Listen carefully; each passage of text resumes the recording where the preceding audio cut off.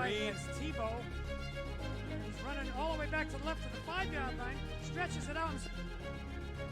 That's Anthony D. He gets out to the 25. He breaks another tackle to the 30, the 35, the 40, 50, the 45, the 40, 30, 25. There's nobody near him. No flags. What a play. Anthony D goes the distance. D stands for distance. Come the Clippers. On the low block, kick out, downtown, Yahtzee!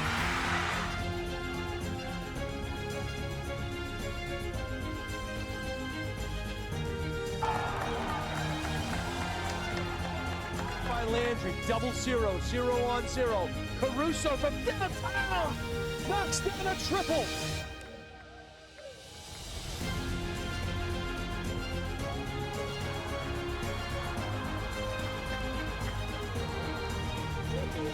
Pitch.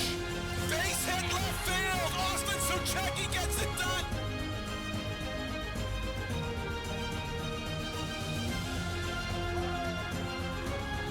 In front of the goal mouth, they jump for it. The header finds the back of the net. Hadley Commode with a spectacular play.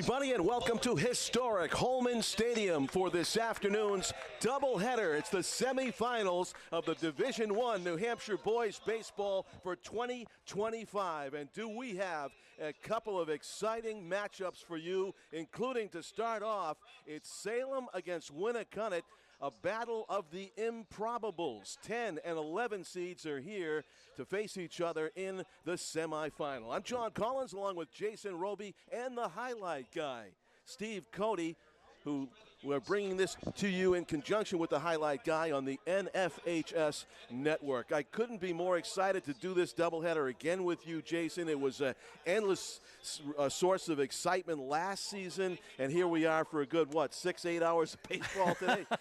At the very least. Well, last year we watched Nashua North High School kind of wear the Cinderella slippers as they took on the state champion to be Pinkerton Academy. We'll see them later tonight, and not to be outdone, both of these teams here this year, Salem coming in as the 11 seed at 11 and 10. Imagine that. Imagine that, and Winnacunnet as the 10 seed coming in at 12 and 10. And how they got here, this Salem team beat number 6 Dover, and then they turn around and they beat number 3 Londonderry, a perennial favorite here in the state. So an upset to be sure, one-run differential in that quarterfinal. And on the other side, it was Winnacunnet under the leadership of Coach Aaron Aboud. They beat number 7 Bedford and then knocked off number 2 seeded Goffstown. So they had to kind of run the gauntlet to get here, and now these two teams are one win away, John, from playing for a state championship. On the mound today for Salem High School will be Aaron Masson. He comes in at 4-2. He's pitched 50 in the third innings. He's, I wouldn't necessarily say the ace, but he's a good pitcher, and he is battle tested. And on the other side, Connor Fowler comes in at 2-5, and he's pitched 44 and 2/3 innings. So both of these guys on the mound, they're tested, and it's anybody's game in just about 10 minutes. You can hear public address announcer Rich McDonough in the background, our partner on the NFHS network. You'd never know it was Rich's first PA gig for baseball.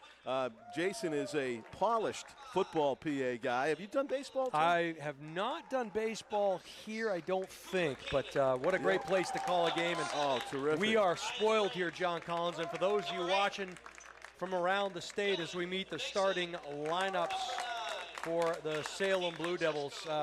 This is a great baseball mecca, if you will, and teams are always love coming to play here, especially in the postseason. And the Salem Blue Devils lining up on the first base side.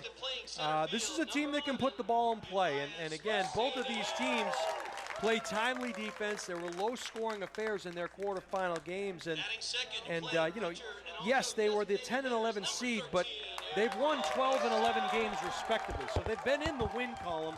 They know how to take care of business, and one of these two teams is going to be playing for a state title in just a couple of nights.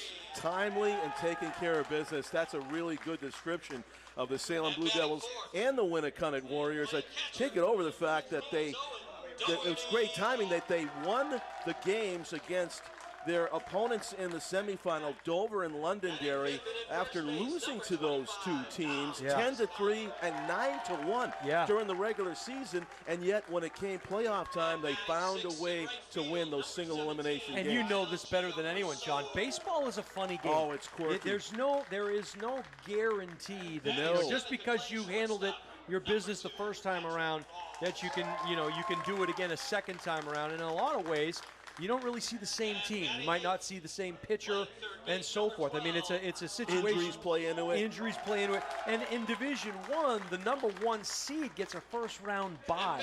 I know I've talked to a lot of coaches who aren't necessarily fond of that.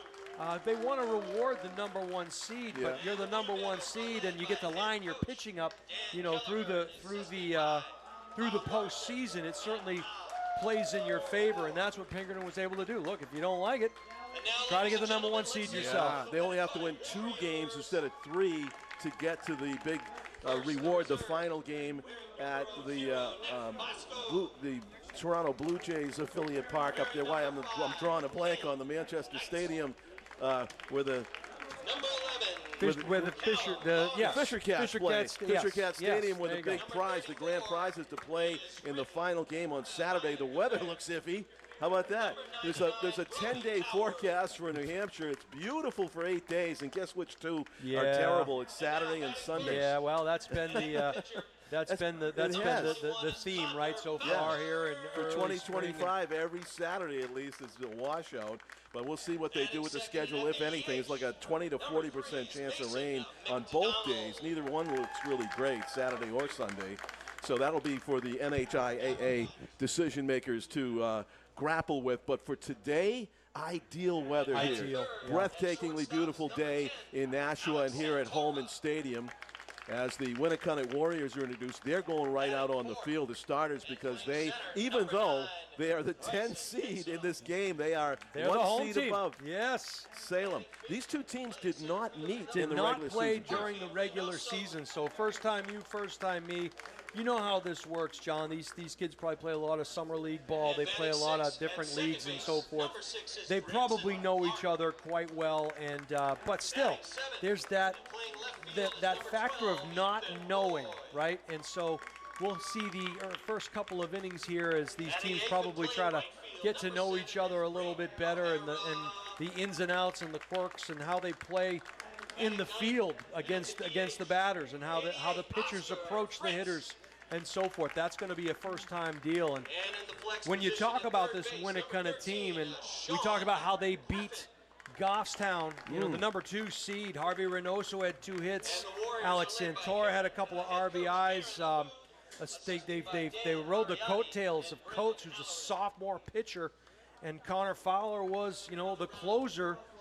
We'll see him on the mound tonight. And that young man spoke with a lot of confidence in the post-game for this Winnacunnet team. So I'm excited to see him. On the other side, this Salem team, they went to Londonderry, and all they did was they beat the third-seeded Lancers 3-2 in the Division I quarter. So 2 great baseball games, and we're going to see 2 great teams out here as we pause for the national anthem and Al St. Louis to do the honors.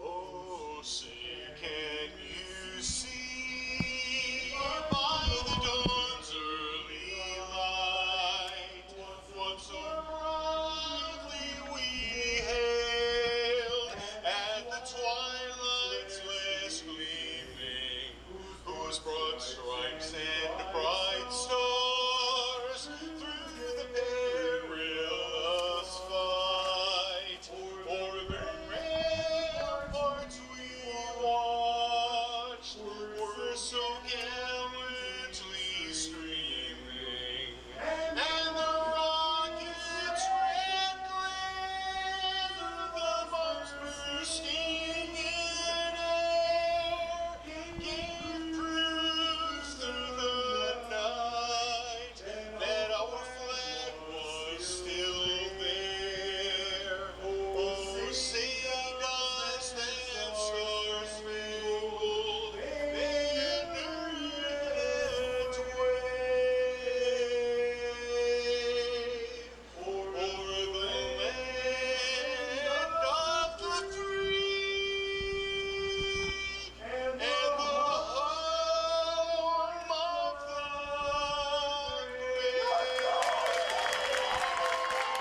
brave. Welcome back to the microphone, Al St. Louis, who has recovered from a recent health scare thanks to the help of the finest medical people in Nashua and Boston, and we're glad to see and hear Al St. Louis come back. You know, regardless of what happens in this game, major kudos, Jason, to the coaching staff for both teams. A 10 and 11 seed in the semifinal. The head coach of Winnacunnet is Aaron Aboud, assisted by Dan Mariotti and Brendan Haller, and then the head coach of Salem High School is Dan Kelleher, assisted by Bob Larson and Rob Liberator.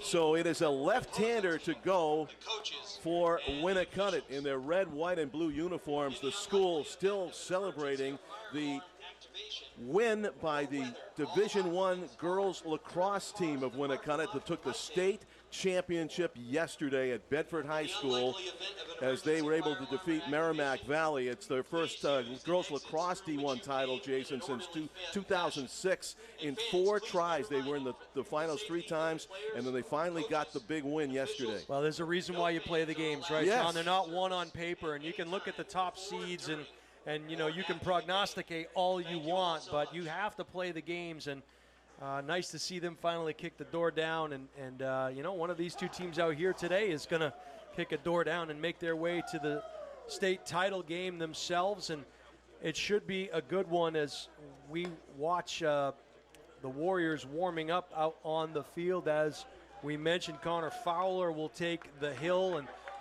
the young man comes in with a 2-5 record, 44 2/3 innings pitched. He's given up 25 runs, 16 of them earned. He's given up 39 hits, 40 strikeouts against 26 walks.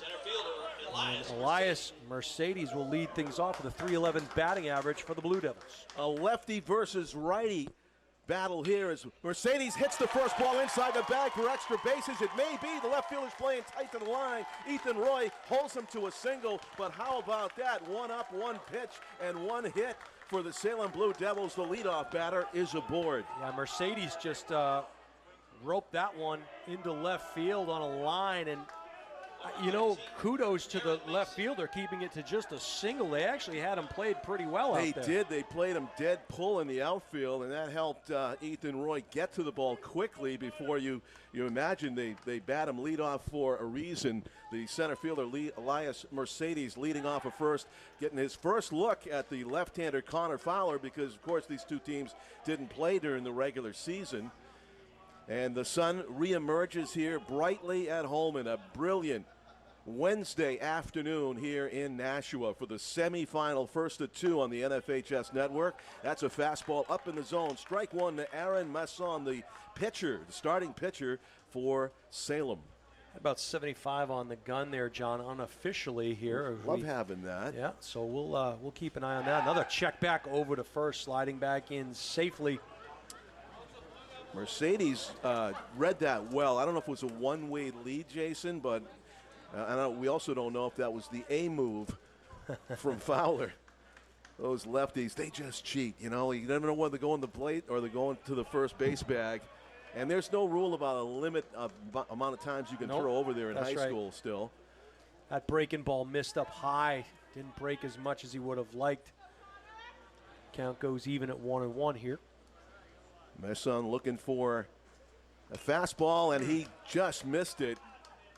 About same spot as the first pitch strike that Fowler threw him on the outer third up in the zone, and he fouls it back, so it's 1 ball and 2 strikes. Masson batting .283 on the season. He'll be followed by Cooper DeShane in the 3 spot, and Owen Doherty cleanup at .328. Kind of a stare down between pitcher and base runner. He throws high. It's 2-2.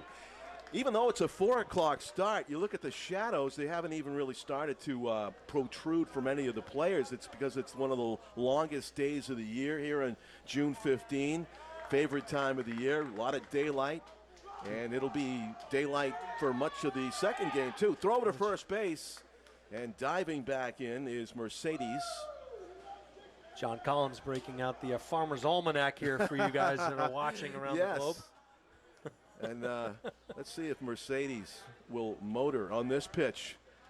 He has a profile like he's going to go, and he steps off, doesn't throw it. Interesting move off the rubber there. I think Fowler might have sensed that Mercedes was going to take off, and it kind of distracted him a little bit.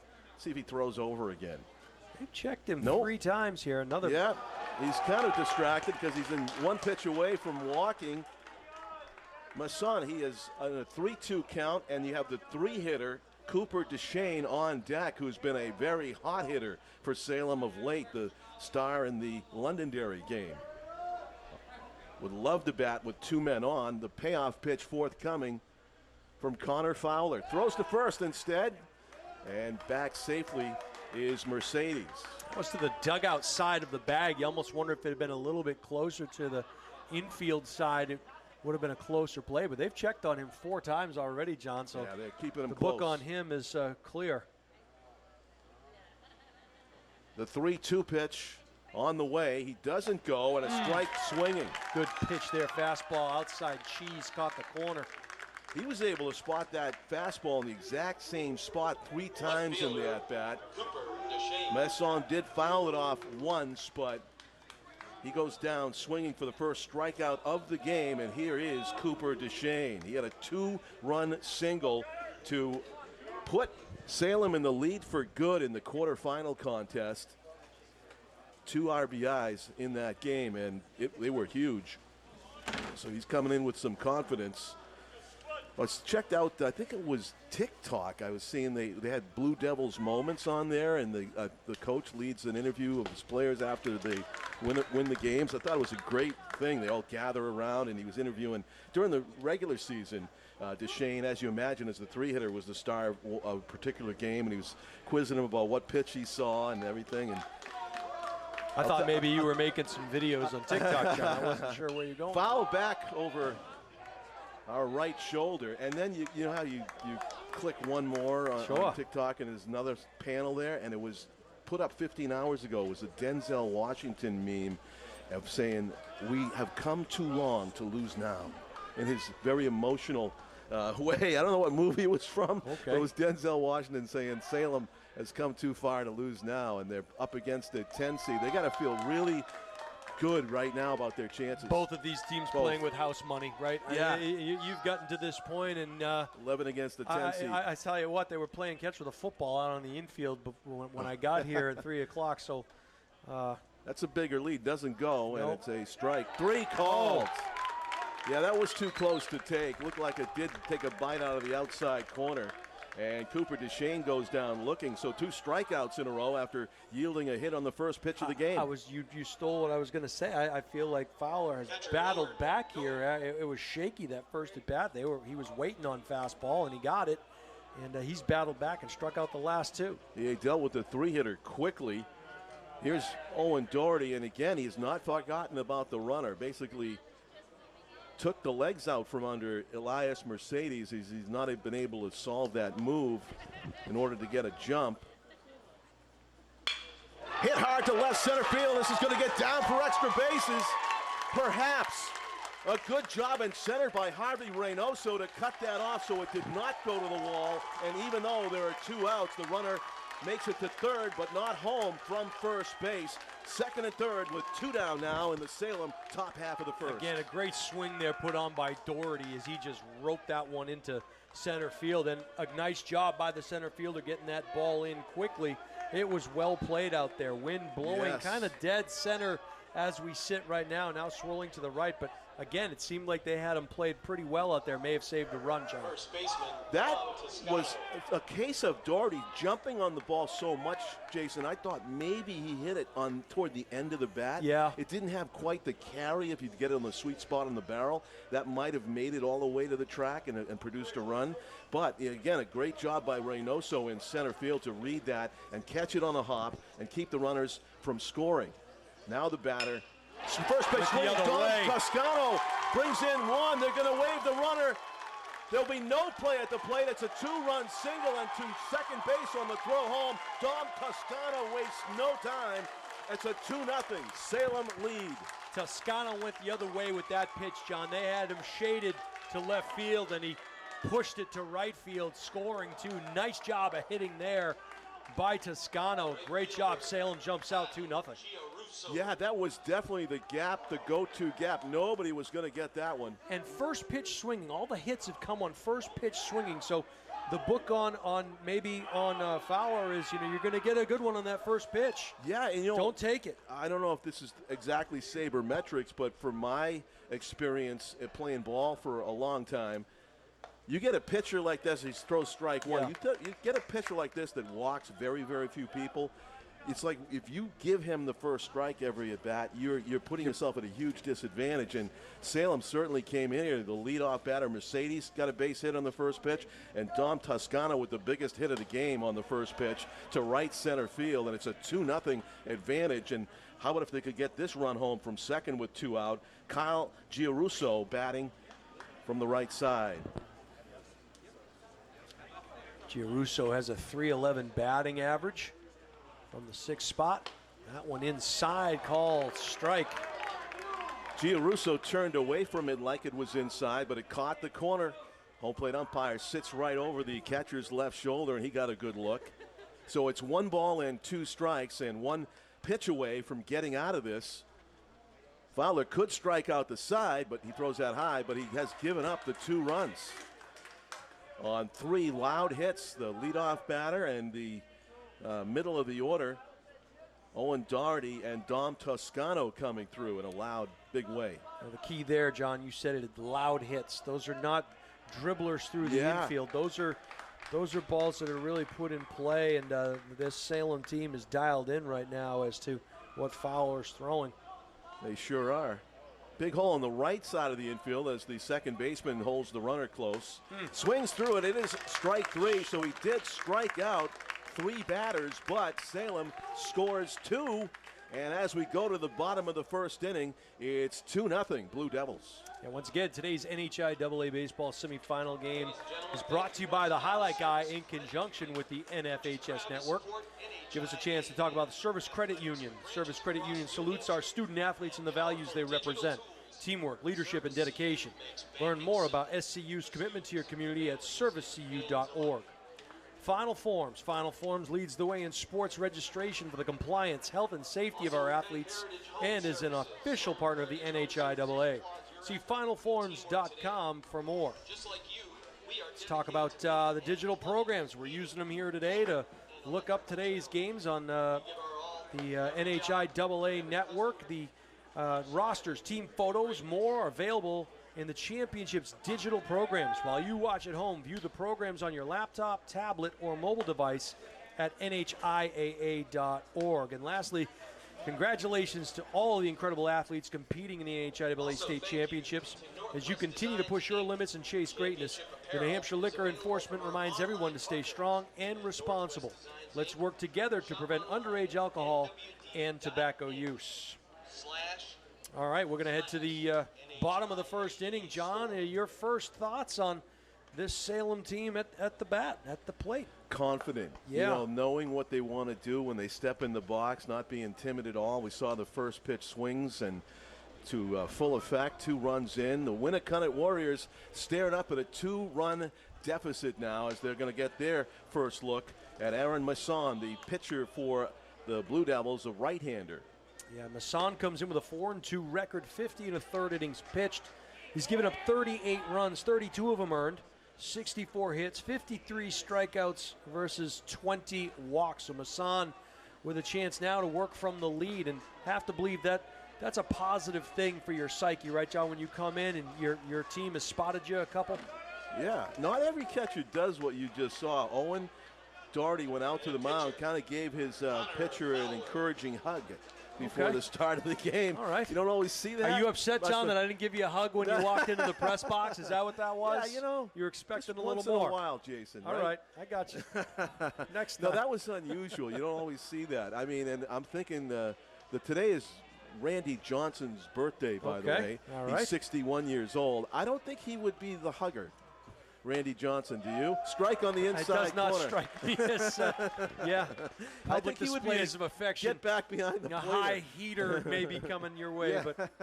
And this is Connor Fowler, the pitcher, as leadoff man. Yeah, we don't spare Connor's legs as a pitcher. He's got to get up and get on and hopefully get in for the Winnacunnet as they seek to tie this game, perhaps in the first inning.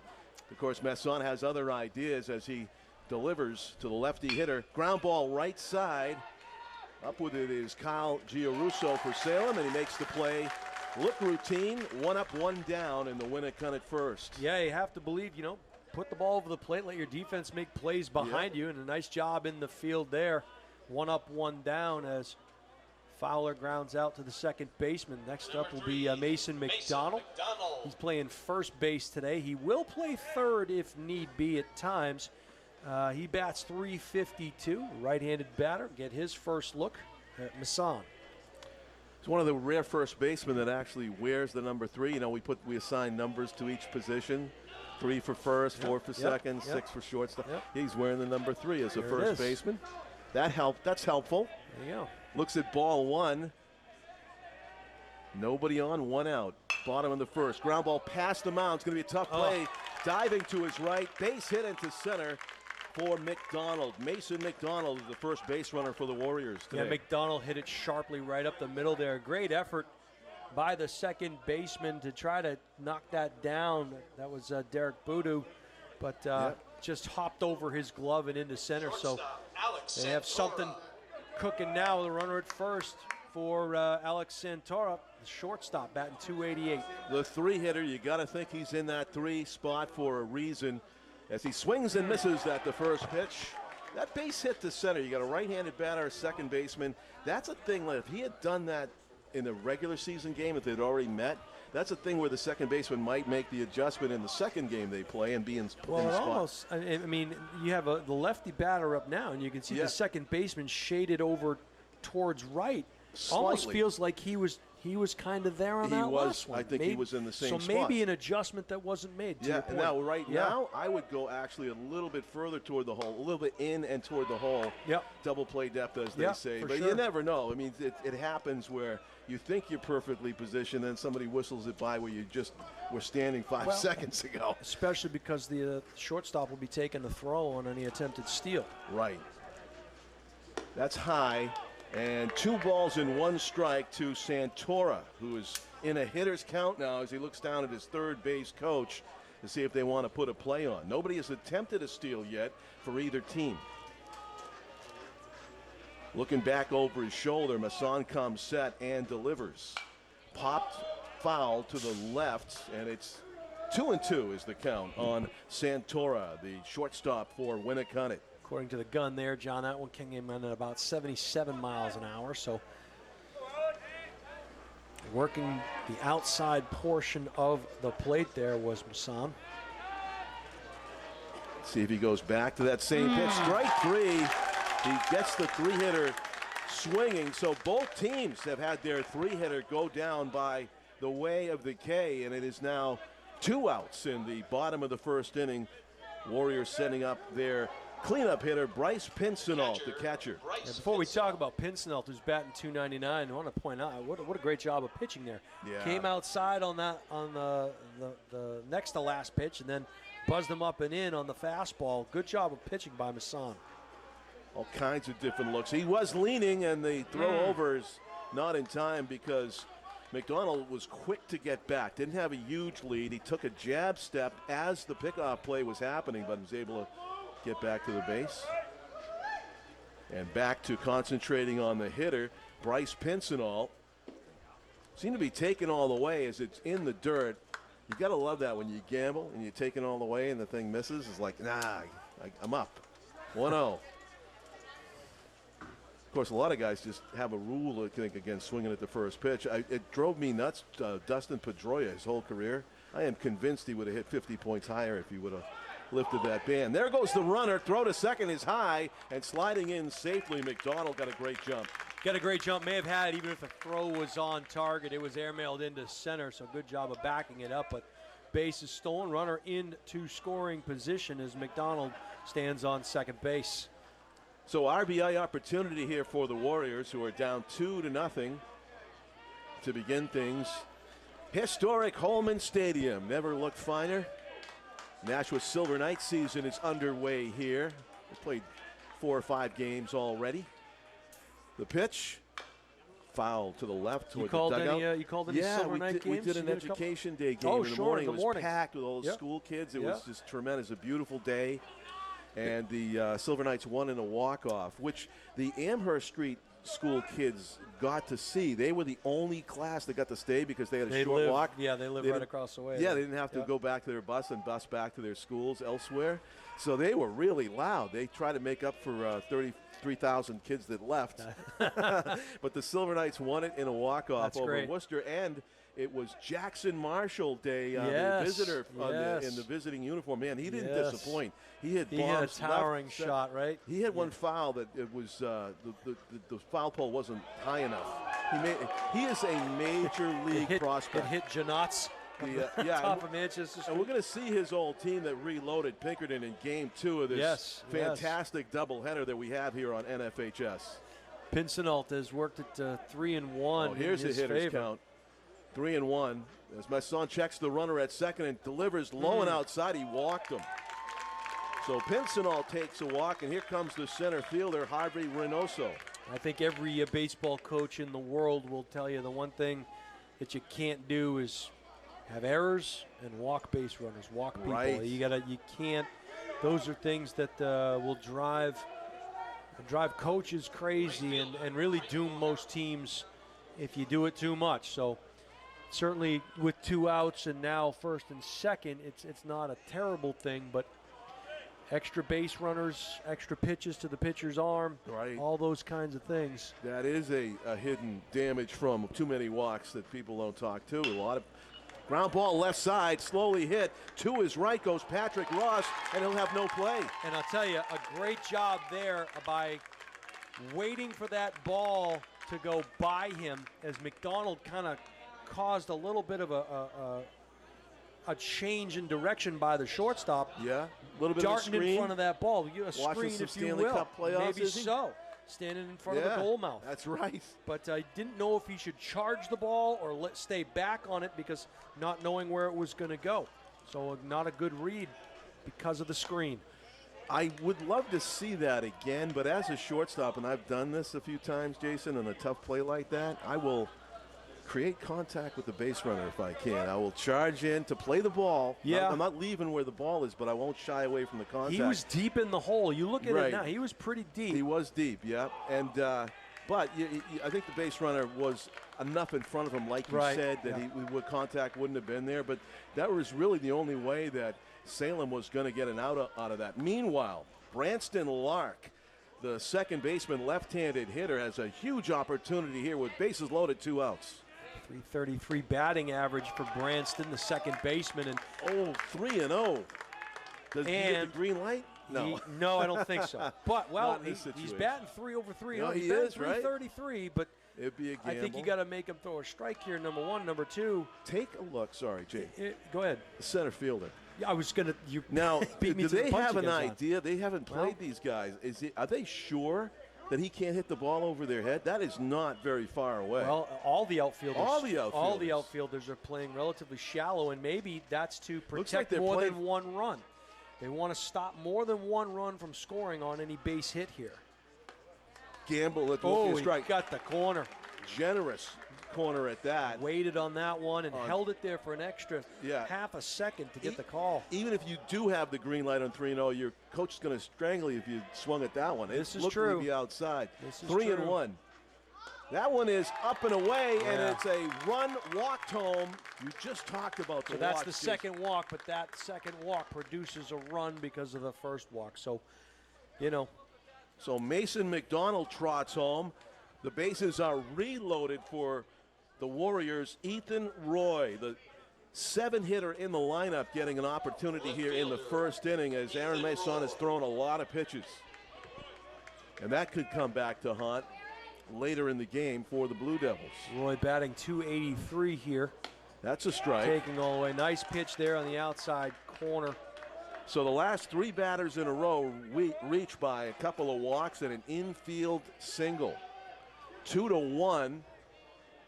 Winnacunnet still with a chance to tie and or take the lead here in the bottom of the first. Hard hit to center field. Going back to his left is Elias Mercedes, and he shows off why he's maybe daring enough to play shallow with that great speed. Not sure where that went off the bat, John. I'm thinking about where that went off the bat because I don't know if maybe did it jam him at all? Because a little bit. Yeah, I think that goes a little bit further and challenges that center fielder I agree a little with more. you. Yeah, it was a gamble that paid off for Salem as they bank on the range of Elias Mercedes for out number 3. 2-1 is the score as we head to the top of the second inning. That'll give us a chance to talk about Heritage Home Services. Heritage Home Services applauds the effort and teamwork of all of the student athletes competing today. Just like you, we are dedicated to meeting any plumbing, heating, cooling, and electrical challenge.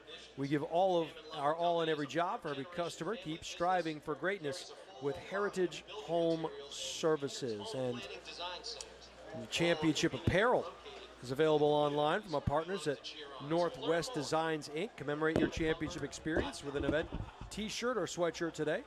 Shop online at nwd.inc. Hammond Lumber. Hammond Lumber Company is proud to sponsor our high school state championship traditions. Hammond Lumber Company, a 4th-generation family business, carries a full line of building materials and features home planning design centers, all conveniently located in the communities we love to cheer on.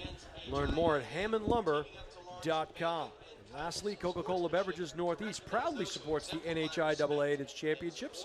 Visit them at cokenortheast.com. John? Aaron Mason is the starting pitcher for Salem. I want to apologize. I was saying Masson for an inning or two there. It's Aaron Mason, thanks to our PA announcer, Rich McDonough, on that. I think it was because of, I want to date myself right here, but there was a old commercial, Paul Masson, we will sell no wine before it's time. And that's where I got my mispronunciation from. So Aaron Mason gets out of a jam there with a fly ball with the bases loaded, yields just the 1 run despite the 2 walks and 2 hits. And to the top of the second we go, Salem trying to add to their 2-1 lead as the 7, 8, 9 hitters are due up for the Blue Devils. Patrick Ross leading it off, takes a ball in the dirt inside corner, scooped expertly by Bryce Pinsonault, the Warriors catcher. Ball 1. The lefty working quickly, also throws that low toward the inside corner, but clearly down. An easy take there for Patrick Ross, the Salem shortstop. His first at-bat of this Division I semifinal for 2025, a battle of the 10 seed and the 11 seed. Salem, the 11 seed, acting as the visiting team here at the neutral site of Holman Stadium. Ross swings through that fastball, and it's 2-1. Inside out, hits it over toward the concessions tent, and it's 2-2. I think what Connor Fowler learned from those two fastballs is that maybe Patrick Ross isn't a fastball hitter, perhaps, as he swung through one, was late on another. He might triple it up here on 2-2. We'll see. Fastball, and it's a pitch on, was it? Did they have the radar gun? It's on the outside corner. 73 on the gun, John. I think that was maybe took a little bit off. It was out, and it was outside. Had so a two-seam pitch, action, yeah, right? Yeah. Tailing away a little bit, but too close to take. Great pitching by Connor Fowler. And that is his 4th strikeout of the game so far. He's given up the 2 runs on timely hits to the Blue Devils, but he struck out all 4 outs, our case. And he works now to the 8-hitter, Ivan Colon, the 3rd baseman. Yeah, Ivan batting 182 on the season in the 8 spot here today. Inside pitch taken for a ball. Yeah, Ivan jumped out of the way of that one. An easy take again, 2-0. So I think there's been a few full counts from Fowler, but he's been able to find it and work his way back, and now he's got to do it in a big way here. He's behind the hitter 3-0, and Colon will probably be taken all the way. Blue Devils trying to add to their 2-1 lead. Nice pitch there. That's a strike. One of the things you can note here, John, is both of these pitchers are working fast. They're not taking a lot of time out there on the mound. They're kind of That's a ball. That's ball 4. You know, I mentioned it's Randy Johnson's birthday. It's a left-handed this day in baseball history theme that I've got here for you. On this day in history, June 10, 1944, Jason, the youngest ever player to play Major League Baseball took the major stage for the Cincinnati Reds against the St. Louis Cardinals. It was Joe Nuxhall at 15 years old pitching Fantastic. for the Reds, and he got lit up, by the way. That ball misses up and away. Lefty pitcher.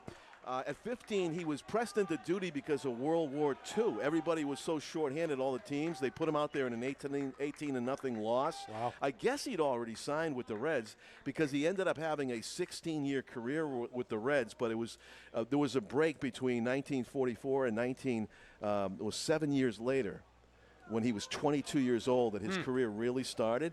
And then he played for 16 years, and then he became the Reds broadcaster from 1967 to the recently, he died recently.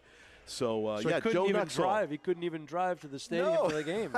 Exactly. Right? Yeah, but he had a tremendous career after that. He didn't let it phase him. High foul pop is getting near the line. Oh, it's in fair territory and going back Nice and making play. a nice catch. Branston Lark ranging. Yeah, Lark really had to work against it on that one as he kind of started to fade back towards the right fielder, but able to keep his feet about him. Nice adjustment there on that rainmaker. That was Derek Boudou, by the way, that made that out. He's New England college bound, I learned. The second baseman for Salem pops out in fair territory for the second out of the inning. We'll see if they dare send Ivan Colon from first base over there. He has got a modest lead, very close to the bag, and all of these base runners for Salem seem to be wary of the left-hander. Seeing Connor Fowler for the first time. Rope to left. It's right at the left fielder, though, and Ethan Roy puts it away for out number 3. Nice job of really setting up defensively right where you're supposed to be. And again, these teams have the benefit of scouting one another with video and That's true. huddle and obviously talking to other coaches. And so it's not like, yes, they haven't played each other, maybe so, but they have seen footage, they've seen film, they have scouting reports on these guys, and there's a great example of it right there. Dead to rights in left field, had to move maybe one step to his left to make that play. That's Jason Roby. I'm John Collins. We'll take a break. You're watching the NFHS Network here at Holman Stadium. Hi, this is Ryan from Earth Tech Systems in Harvard, Massachusetts. taking a look at the first step of our geothermal installation. Let's go check it out.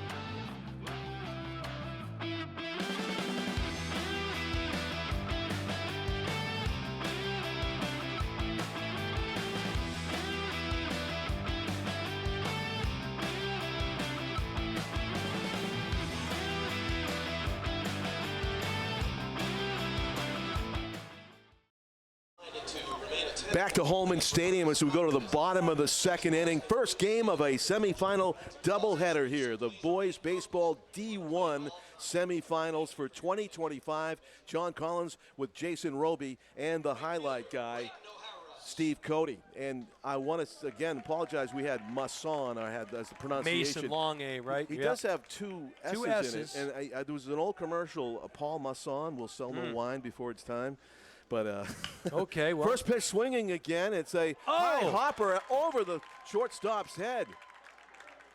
That ball hit the dirt in the infield and played some tricks there. Some funny spin on that thing as it jumped over the shortstop. Yeah, it looked like his glove was not in position. He tried to play it with his throwing hand.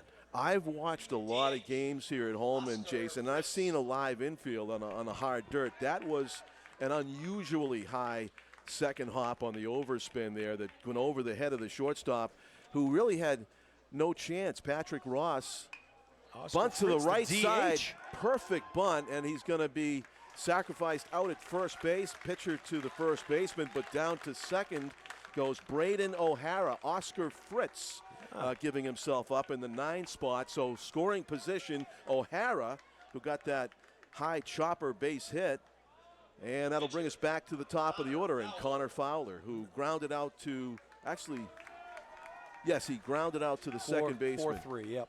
First batter of the game for Winnacunnet. Trying to manufacture a run here is Winnacunnet kind of like that. Playing for the tie for the moment. As Mason misses outside, backhanded by Owen Doherty. Connor Fowler, the starter for Salem, is up for the second time in this game, second time in 2 innings as the Warriors bat in the bottom of the second. Little late on that one, he fouls it off to the left, and it's 1-1 is the count. Saw the Chick-fil-A cow down there earlier today, John. Yeah, he's walking around here. I don't know. Steve Cody was eyeballing that guy. The highlight guy was looking for some highlight chicken, I think. Great food for the Silver Knights games, too, if you're thinking about catching a game during the season. The jumbo hot dogs here, they rival anything that Fenway puts out, and better price. Well, I was going to say, you could probably get 4 of them for the price it costs you at Fenway. Yeah. So, it's a dinner option, actually. They have those games around 5:30, 6 o'clock sometimes. Just swing into home and check the schedule. Great baseball, too. The pitch to Fowler, it's an easy take up and away. It's 2 balls and 2 strikes. Salem versus Winnacunnet. 11 seed versus the 10 seed. The 11 seed acting as the visitors on the field right now defensively in the bottom of the second inning. To be followed by Pinkerton against Exeter. And the defending champs will take the field later on. Ground ball right side. Played by the first baseman, Dom Toscano, flips to the pitcher, covering just like you do in spring training. 2 out. Nice job there. And again, the things that you work on from day one, covering bases, laying down bunts, both of these teams are showing the ability to do the things that you work on from the very early parts of the season, and really why they're playing here today. You do the little things well, and they turn you around in a big way in big games. Mason McDonald swinging at the first pitch. It's a slow grounder to second. Up with it is Boudou, and he throws over to Toscano for the 3rd out of the inning. So the Warriors strand a base runner at 3rd, and they are still down 1 as we go to the 3rd inning here at Holman. That'll give us a chance to talk about some more sponsors. Bank of New Hampshire and the NHIAA have teamed up to launch Banking on Kindness and Sportsmanship to recognize those who exemplify respect and support for others. Schools will award special pins to student-athlete nominees, and one student standout athletic program will receive a $1,000 donation in June. Nominate at NHIAA.org. Member FDIC. Eastern Propane. Our friends at Eastern Propane are proud to recognize and support the community service efforts of all teams and all sports. Submit your team's community service project, your hours, and photos at NHIAA.org for your chance to win $100 to further your community work. And Convenient MD. Convenient MD is your go-to for quality urgent care. They are reliably fast treatment that gets you back in the game. With 40 locations and counting, you're never far from the care you need. Find a clinic at convenientmd.com. And speaking of cows, the Granite State Dairy Promotion supports student athletes and the hardworking athletic trainers. Learn more about how we're recognizing athletic trainers at NHIAA.org. Then get a glass of low-fat chocolate milk with 8 grams of natural protein ready for your athlete. Steve Cody drinking a tall glass of milk over here earlier today. So is that 1%, 2% skim? What do we got there? Skim milk for Steve Cody. Looking good, Steve. And we are back at Holman Stadium here, top of the third, 2-1 Salem advantage. Salem trying to keep this Cinderella ride going long past midnight. The 11 seed is in the lead, 2-1 as they bat in the top of the third inning. In the semifinal, single elimination, every run, every at-bat, the importance of is magnified, as you don't know if you'll get more than 3 at-bats in a game. Top of the order hitter. Nice pitch there. Connor Fowler, who has struck out 4 of the 6 outs that he has recorded, working to Aaron Mason, the pitcher for Salem, grounds it to the first baseman. He'll step on the bag unassisted for out number 1. Nice job by covering his own position, fielding that ball. Good mix of pitches again by Fowler as he had Mason out in front on that, off balance. And here is Cooper DeShane, who got caught looking on a fastball that clipped the outside corner for strike 3 his first time up. Pitch placement, John, you're right, has been really good from both of these young men here today. First pitch swinging, he catches up to the high fastball, but pops it straight up to center, where Javi Reynoso is waiting for it for out number 2. Reynoso, yeah, had to just go back a couple of steps to make that play. I thought maybe he had lost it for a split second there, but nice job, and quickly 2 up, 2 down here in the top of the third. Owen Doherty doubled his first time up and scored on the big hit by Dom Toscano. Right behind him in the batting order, or is on deck, is Dom. Takes that one down and in. Owen seems to be seeing the ball very well. He hit it to left center, correct? Correct, sir. We thought it was toward the end of the bat and it's wide and make it to the warning track, but he takes that one too. He get that hitterish look from Doherty that he's seeing it right out of the hand. Definitely playing him to pull. Is large space out there in right center. The 2-0 pitch. That's up and away. No chance to swing the bat yet for Doherty in this time at the plate. 3-0. 2 quick outs for Fowler, but danger of putting a base runner aboard by way of the base on balls here. That's a strike. Showed bunt and then kind of spun out of the way. Interesting on a 3-0 count. The old Little League move. Yeah. Trying to distract the pitcher. I mean, umpire wasn't distracted. That was a good pitch from Fowler. Ripped at the third baseman. Too hot to handle. And Owen Doherty's going to be on board. You can just see he was locked in, Jason. Yeah. It was a play that perhaps Sean Griffin might have made. The hot corner there, third baseman kind of didn't get in front of it, went with a backhand instead, and reminded of the good quick hands by Ray DeRusha that you got to get yourself in front of that. Yeah. He maybe could have. He tried the backhand, and the official score is going to call it an E. Yeah, an error on the third baseman. Yeah, a tough error, but you really have to do that. An Adam ball. And first pitch swing, Toscano fouls it down the right field line. Easy for you to say. Yeah, it bounces out of bounds. A foul fly from Dom Toscano, who first pitch swung last time and produced the biggest hit of the game, a 2-run single that still has the Blue Devils in the lead. Batting with 2 outs here, as I believe that's the Warriors fans that are into the rhythmic clapping. 0-1 is the count on Dom Toscano, with Owen Doherty leading off of first base. Inside out swing again, and that one's in the stands, and it's Jamming 0-2. him, nice job of Yeah, kind of fighting that one off. living on the inside corner. Doherty certainly looks fast over there at first base for a catcher, especially, right, with the long legs. But a lot of these base runners seem intimidated by Toscano, by the way, the John, left-handed look. he can put some hurt on the ball. He had 2 home runs in the first playoff game for Salem. So hits it Yeah. to right field. This could be routine. Braden O'Hara is camped under it, and that is the 3rd out of the inning. So great pitching again by Fowler, as he's got these Salem batters looking uncomfortable at the plate all of a sudden, except for Doherty. We go to the bottom of the 3rd inning. It is a 2-1 Salem lead. I could use an Aroma Joe's. How about you? Hey, Oh, sure. The NHIAA and Aroma Joe's would like to thank our championship volunteers and officials. Visit aromajoes.com to check out the menu and find a location near you.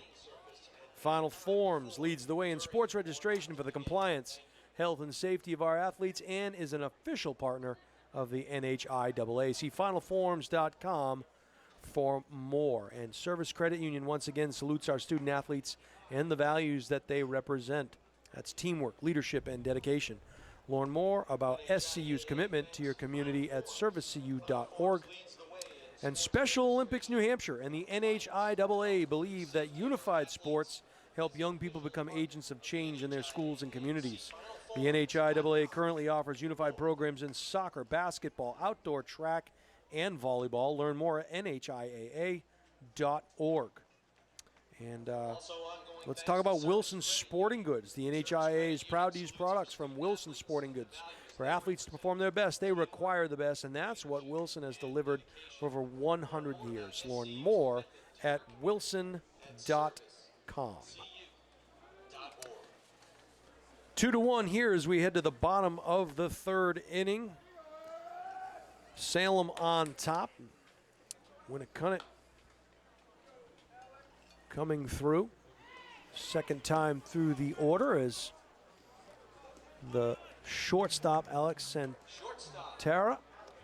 Yes, the 3-4-5 hitters due up for the Warriors, looking to do some damage, maybe tie it up, or even better, as Santora struck out swinging his first time up.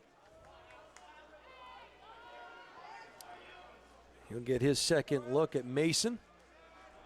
Righty. Did some left-handed pitcher this day in history for you, Jason. I got some right-handed this day in history for you. I was wondering when you were going to give me Yeah. some.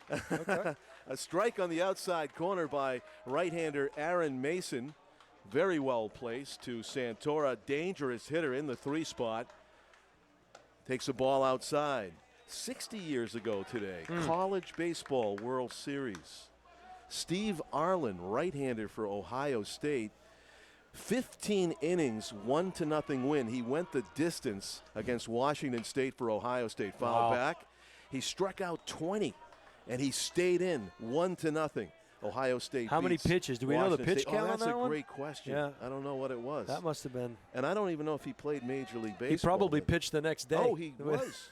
He did pitch Major League you Baseball. go. I see it for the San Diego Padres. So Okay. he made it to the show after that show of, just Today, you know, these guys are all Endurance. specialists. You Right, pitch a you third know, of an inning, and I it's time to hit the showers. I don't think that's even possible in the College World Series. Like, they would just take him out for the sake of taking him out, right? That's- Even if Steve yeah. Arlen was in the time machine. Ground ball over the mound. This is going to be a Tough tough play. play for Derek Boudou. Wow. You do that The voodoo voodoo that you so you do. well. Oh, my That God. was a great play. Couldn't wait to say that. Wow. Derek Boudou with a great play. That was an awesome play defensively, and you know it. Oh, He knew it was going to take a while. He set himself up nicely. It was a high shot off the ground, and he positioned himself well, threw across his body, and just made a spectacular play. A web gem, if you will, John. Take a guess what Derek Boodoo picked for a uniform number. 2-2. 2-2. Yes. Yes. There it is. I love it. There's a ball inside. So 2-2, Derek Boodoo with some defensive voodoo. And it's a 1 out. Is it the 7th inning yet? Oh. Opposite way foul. Yep.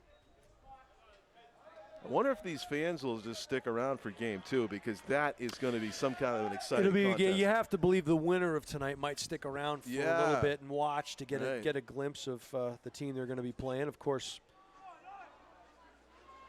1-1 is the count on Pincinel. He waited on that, but still pulled it foul. a nice job of good patience and waiting for that Yeah. ball to break, but just couldn't put it in play. What was that, like 50 on the gun? I was going to 45? say, I think that's Slow Jason. That's curve. Jason Roby's speed.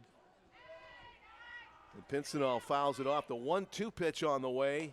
Nice Strike pitch. 3, throws him on the mixed pitch. Slow curve, blazing fastball. I'll tell you what, and a great job and a great pitch there as Mason pumped his fist into his glove, and that just great job of scouting, great job of placement, and good pitch calling there. I'm not sure who calls the pitches down there for Salem, whether it be the catcher or the manager, Kelleher, but a great job. So that brings up Harvey Reynoso. He singled his first time up, bunts at it, didn't seem to be all committed to that idea, and he fouls it back, so it's 0-1. And I don't know exactly why the umpire went out to the mound. Maybe that's usually an indication that he wants to give the catcher a little bit of time to recover from a Could be ball that hit him. But looks like Owen Doherty saying, I'm fine. Didn't bother me. And now we'll do the 0-1 pitch. Reynoso, he singled his first time at bat. Is that right, John? Yes, Did he singled. Yep. I don't know if it was an infield hit. I can't exactly remember where he put. Oh, it was a ground ball up the middle, was it? Could Maybe? be. Oh, no. There's a strike. And the Winnacunnet fans didn't like that. Boy, that was the loudest objection we've heard so far here this afternoon. And that makes it 0-2 on Reynoso. He's Oh, waving he chased at that. it. Yeah. He had a feeling it was a big zone, and he went out of it to swing at that one, I'm pretty sure. Mason has settled down here, John. Nice job by the pitching staff of Salem, and both teams really, but both of these pitchers kind of getting into the groove now as we head to the top of the fourth, a 2-1 Salem advantage here. We will take a minute break to pay some bills. We'll be right back. You are watching on the NFHS Network.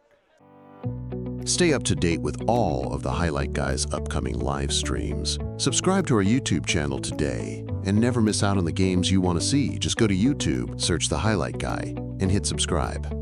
We thank you in advance.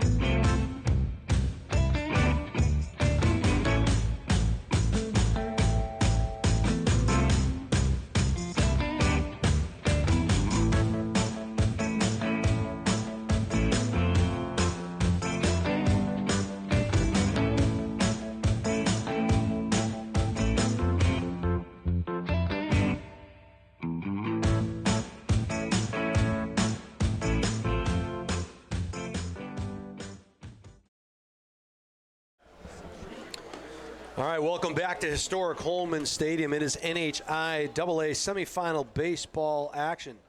Salem High School Blue Devils and the Winnacunnet Warriors doing action in the first of 2 games we'll be calling for you here today.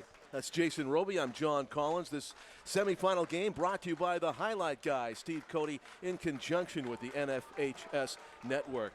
Kyle Giarusso draws leadoff duty here in the bottom of the, or top of the 4th inning. It's getting late early, as Yogi used to say.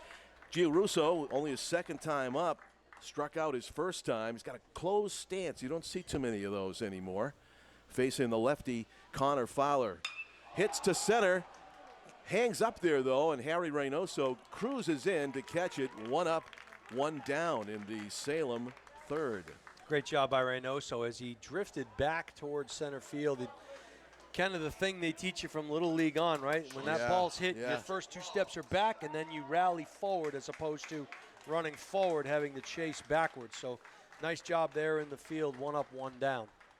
In the Salem 4th, correcting myself there. Wow, this game is moving along. Every at-bat magnified in a 2-1 game. Patrick Ross struck out his 1st time up. Fowler's got a bunch of strikeouts. Randy Johnson would be happy with this left-hander on his 61st birthday, the big unit. And the pitch, inside outed, foul to the right. 1-1 is the count on the Salem shortstop, Patrick Ross. Patrick struck out swinging in the 2nd inning. 1st round win over Dover, 10-0, and then they eked out a big win over the 3-seed Londonderry, 3-2 in their most recent game, the quarterfinal, to get to the semifinal. And then surprise, surprise, the 11 seed, the 10 seed is waiting for them. One run wins over Bedford and Goffstown for Winnacunnet, 3-2 over Bedford and 2-1 over Goffstown to get here. The battle of the improbables. 3-1, a hitter's count for Patrick Ross. Trying to get on base and add to their 2-1 lead. Very high to left. He hit it a ton, but it's going to stay in the ballpark. Drifting back, Ethan Roy makes the catch for out number 2.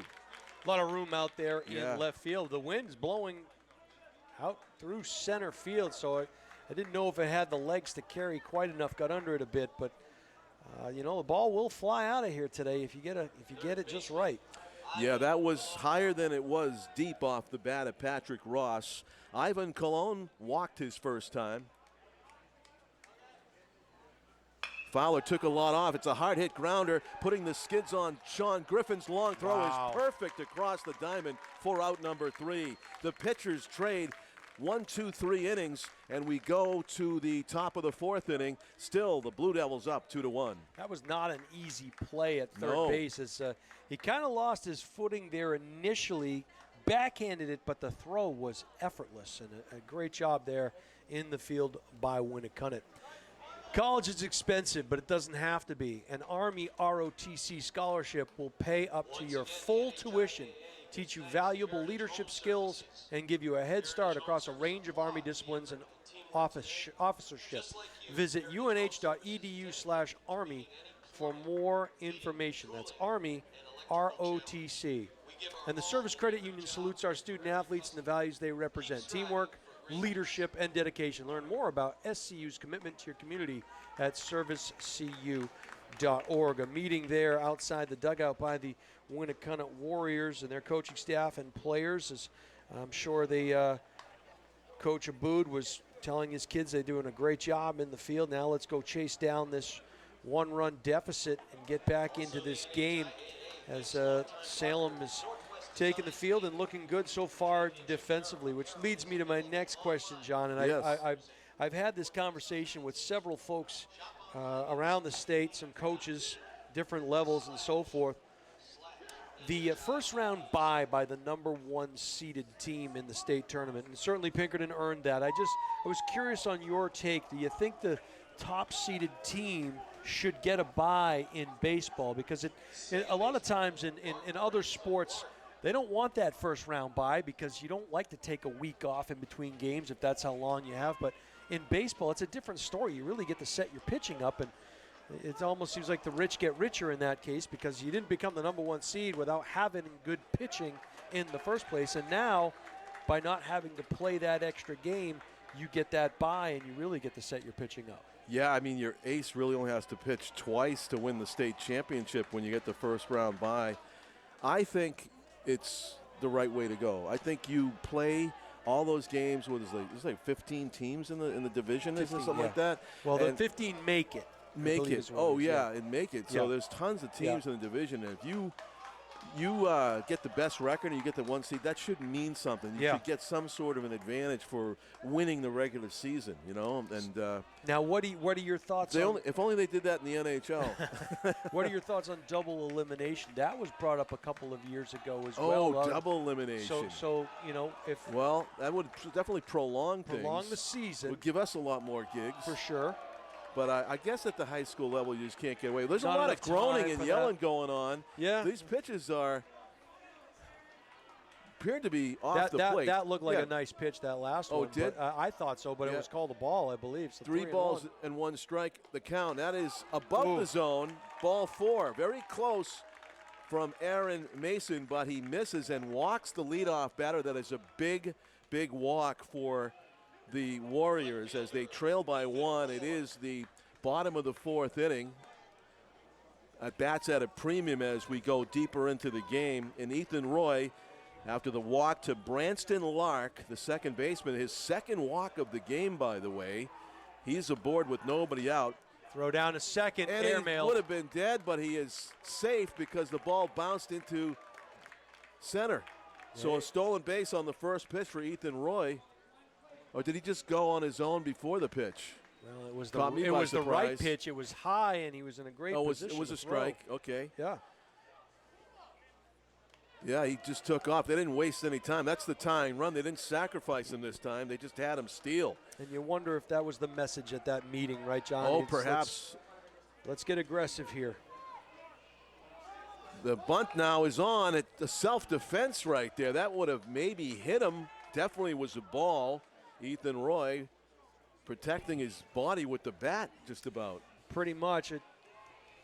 If you get plunked in a situation like that, it's still a strike because you're squaring up the bunt. It's like a swing, right? So you really don't have much of a choice there if you're the batter. With the exception, if you do angle, if you pull it back, now you're going to eat the ball. Right in your tummy probably. I mean, he was wide open to it. So. But now 2 strikes, so what do you do here? Try to make contact. Yeah, and he can't. Behind that one. Foul Mason blows him away with the fastball. So that's 1 out in the inning. And up comes Braden O'Hara, the right fielder who singled, leading off the second. Checking with his third base coach. There's no sign to be put on here unless there's one for the RBI single. 1 down in the bottom of the 4th. All the preseason work you do, all the regular season at bats, and then these just become hugely pressurized at bats in a 1-run playoff game. Single elimination. Perfectly placed pitch there by Aaron Mason for strike 1. Mason is just picking his spots right now, just putting it where he wants to. Braden O'Hara looking for that hero moment. If he can get a single here and tie this game up. Facing Aaron Mason. The 0-1 pitch on the way. Curveball finds the inside corner. What a bold pitch right there. If you're looking for that, you could hit the heck out of it, Jason, but just not what you're looking for. And to be fair, I don't think we've seen that from Mason yet today, at least in this game. The break on that ball was quite significant. So it's an 0-2 count suddenly on O'Hara. Did that count? It was a timeout given. No pitch. 0-2 remains the count. I believe the batter, Braden, called timeout trying to slow down Mason. He probably thought he was working too quickly. Both of these pitchers, as we mentioned earlier, John, they're working at a very fast pace, very frenetic. See if he goes back to the fastball. Does. Tied him up. Good job of spoiling it. It looked like it was right on the inside corner, so O'Hara stays alive in this at bat, still 0-2. Tying run stands at second base, and again with one out. Outfield playing relatively shallow here. Middle infielders have kind of sensed that Winnacunnet doesn't want to send the runner here in this situation, They're maybe deep. distract the batter. A little action from the second baseman, but ripped to left. It's going to get down for a hit. Freezing on the line drive and stopping at third base is Lark. First and third, runners on the corners with one out as O'Hara comes through with a base hit. Great piece of hitting by the number 8 man, O'Hara, as he knocks one into left field. Runners at the corner, still just the one out now. Winnacunnet has something going. We're going to have a meeting at the mound here. And this is a player-only meeting. If I can act as the base running coach for a moment, you got a, if you look behind you on the base, you can see that's a gap shot all the way, even though you might think it's distance-wise for the, you should be running on the contact. So I saw what you saw, the man. Yeah, the from man up here on it's easy, second, right? Well, the man on second kind of, he may have lost it as he turned around to watch it and tried to pick up the left fielder, but that was definitely in the gap. And yeah, I will say this, and I don't think he scores even if he leaves on contact, because right. they're playing shallow and it was played they got relatively to it quickly. well. Yeah. And because you're at third base with only one out, you can score on a sac fly now. That's right. Provided that it's kind of deep. They're not sac Well, fly. they're not deep, but they've played it. Yeah, they've true. played it well in the wind. If you Yeah. look at the wind, it's blowing almost dead center. Yeah, you left would think center. it would have some carry to it. And let's there should be an asterisk next to that statement, John. You would have scored from second. I think John Collins. And also asterisk, I think if Jackson Marshall was back in the situation, I think the outfielders wouldn't be standing there. Would not be standing there. But they do have the breeze. There goes the runner from first. They have a little okay. They give it to him. They give him. Yeah. I thought maybe there was something dialed in there. So second and third now. O'Hara steals on the first pitch. That takes the force away with one out. Second and third. Winnacunnet with a golden opportunity to tie the game or do better as they bat in the bottom of the fourth inning, trailing 2-1. Oscar Fritz, your batter. Sacrifice bunt there in the second inning. Goes to right. That would have got it done with sac fly distance, but he couldn't keep it in the field of play. Now, according to the stats here, John, and if I was reading it right, nice of the coaches to Coach Aboud sent me the stats. Oscar Fritz batting .455. He's 7 for 12. So I don't know if he's coming, back from an injury or something, happened here, but he can put the bat on the ball. Doesn't do it there. He couldn't catch up to the high heat. May have jinxed him there with that, but maybe, but there's not too many batters that are going to catch up to that. It's all about the decision to swing, right? Yeah.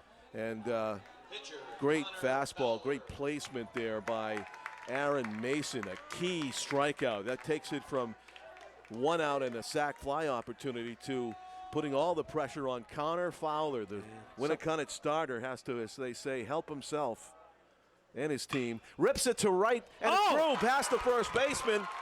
Kind of They're going to send him. And he's going to score easily as it bounces off the right fielder, Giarusso, after getting underneath Dom Toscano's glove. He kind of olayed it a little bit on the hot shot. Two-run single, and now Winnacunnet has their first lead of the game, 3-2. The play may have been close had he not booted it out there in right field, but he was sending him regardless, was a boot, and good aggressive base running. And I was just about to say, Fowler, something tells me he loves the spot that he's in, coming up with two outs, runners on second and third with the opportunity to take the lead here, and sure enough, he does just that. Great piece of hitting there. Great base running by Winnacunnet as well. Yeah, Fowler had rolled it over a couple of times, hit the ball softly to the right side. That was anything but soft, and it kind of ate up the first baseman for Salem, and it was a big hit. There he goes on the first pitch, inside fastball, and he'll steal the bag safely. And again, that throw was a one-hopper. It was to the dead center of the bag almost. Had it been more to the right field side, they probably have him. But now this is Winnacunnet just playing ultra aggressive here, trying to keep their foot on the gas pedal. So Branston Lark's leadoff walk comes back to haunt. Single and a stolen base for O'Hara. He also scores, Lark and O'Hara, to give the Warriors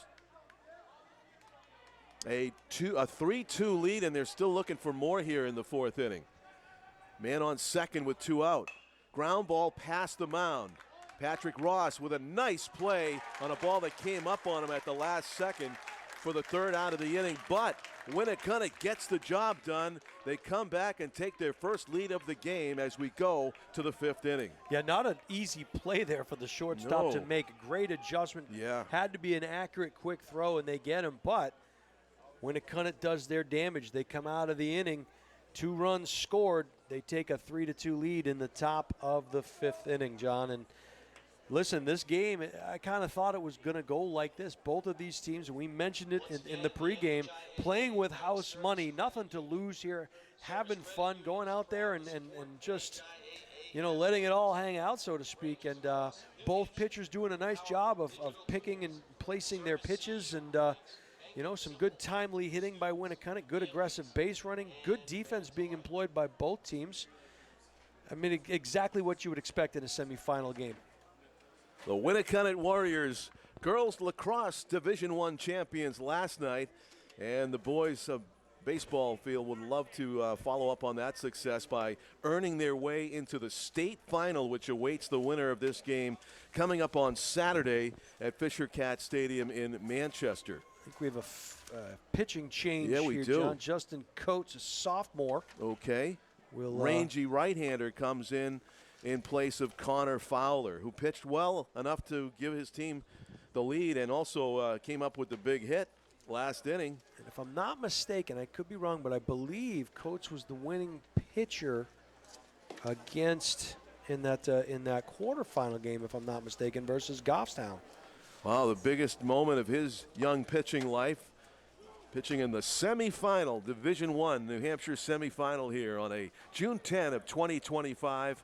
John Collins along with Jason Roby and the highlight guy, Steve Cody, in conjunction with the NFHS Network. Pitching change into a high-pressure situation is the sophomore, Justin Coates, who, if I had to guess, I'm looking maybe he's 5'10 and 150 pounds. He's going to bring it all on Joe Nuxhall Day, the only 15-year-old ever to pitch in the major leagues back in 1944, on June 10, 1944, during the Second World War. And so it's time for the youngster to shine, and here comes Boodoo. Derek Boodoo's up? Yeah, I believe so, right? 22. Yeah, 2-2. Boodoo is up, and the New England college-bound second baseman who made a brilliant defensive play earlier in this one, representing, he hopes, the tying run here in the top of the fifth inning. Looks at a strike. 79 on the gun there. Coming out throwing strikes. Justin Coates, that's the thing that, the coaches have to have confidence in him that he's not going to walk people. That fastball clocked in at 80. Of course, these numbers unofficial, but. Yep. Looks about right. Outside and low, 2-1 is the count. It'll be Boodoo followed by the top of the order, Elias Mercedes, who has singled and scored in this game. Foul back to the netting. Only 3 seniors, John, on this Winnacunnet team.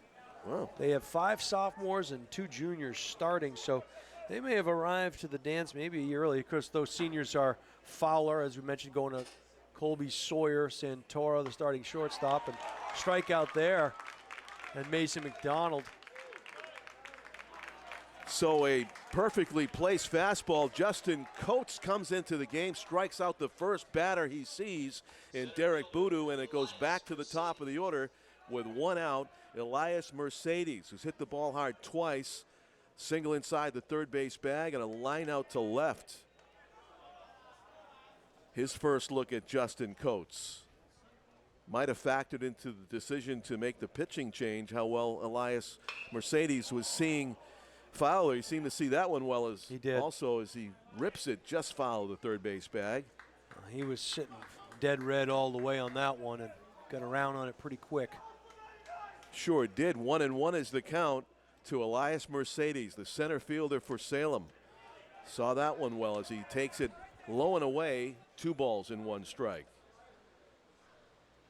Salem with the sense of urgency, trailing by a run to get base runners aboard. Chin music, Mercedes backs away as the Winnacunnet fans appeal for a strike somehow on that pitch. You don't know if you don't ask, I guess. Ball 4, and that base runner is aboard, the one that Winnacunnet didn't want to put on. The leadoff batter in the order for the Blue Devils, Mercedes, and now he doesn't have to deal with the left-hander. It might be just a matter of maybe the first pitch when he tries to steal here. Aaron Mason to bat now for the third time in this game. He struck out and grounded out softly to the first baseman while he was facing Connor Fowler. Nice movement on that pitch there. For strike 1. Kind of tailed off to the left side of the plate. Late movement on that one. Throw to first, and diving back in safely is Mercedes. I'll tell you, coaches, you get over there in a hurry. And the pitch, he's not going. It's up and in. About chest high fastball for ball 1. Almost grazed him. Yeah. Very fortunate there to come away without a hit by pitch. A strikeout and a walk. 1 out, 1 on. Good move over there, but back in plenty of time was Mercedes. Doesn't have the biggest lead. That appeared to be the A move from the sophomore Coates. 1-1 is the count as Mason lies in wait. He is going. Throw to second. Diving in safety. Oh! The hand got in there. The head first slide. He goes in feet first. I think he's out. That was a bang. Clutch stolen base. The ball beat him, Jason. It got there before him. You may watch that one back on the highlight guy on the NFHS network, and I don't know. My 52-year-old eyes may have seen it wrong. Nice stolen base there. Good throw to second. Fouled off to the left. Tying run at second base now, so Salem has something brewing. I can't tell you how many times I was able to steal second on a head first slide where I'm looking at the baseman with the ball. And you're going in head first and you're trying to just to sneak that hand in there before they can get the ball, the glove down in front of your hand. It's not easy as a fielder to do that in real time. And Mercedes took advantage of it there with that length that he has as well.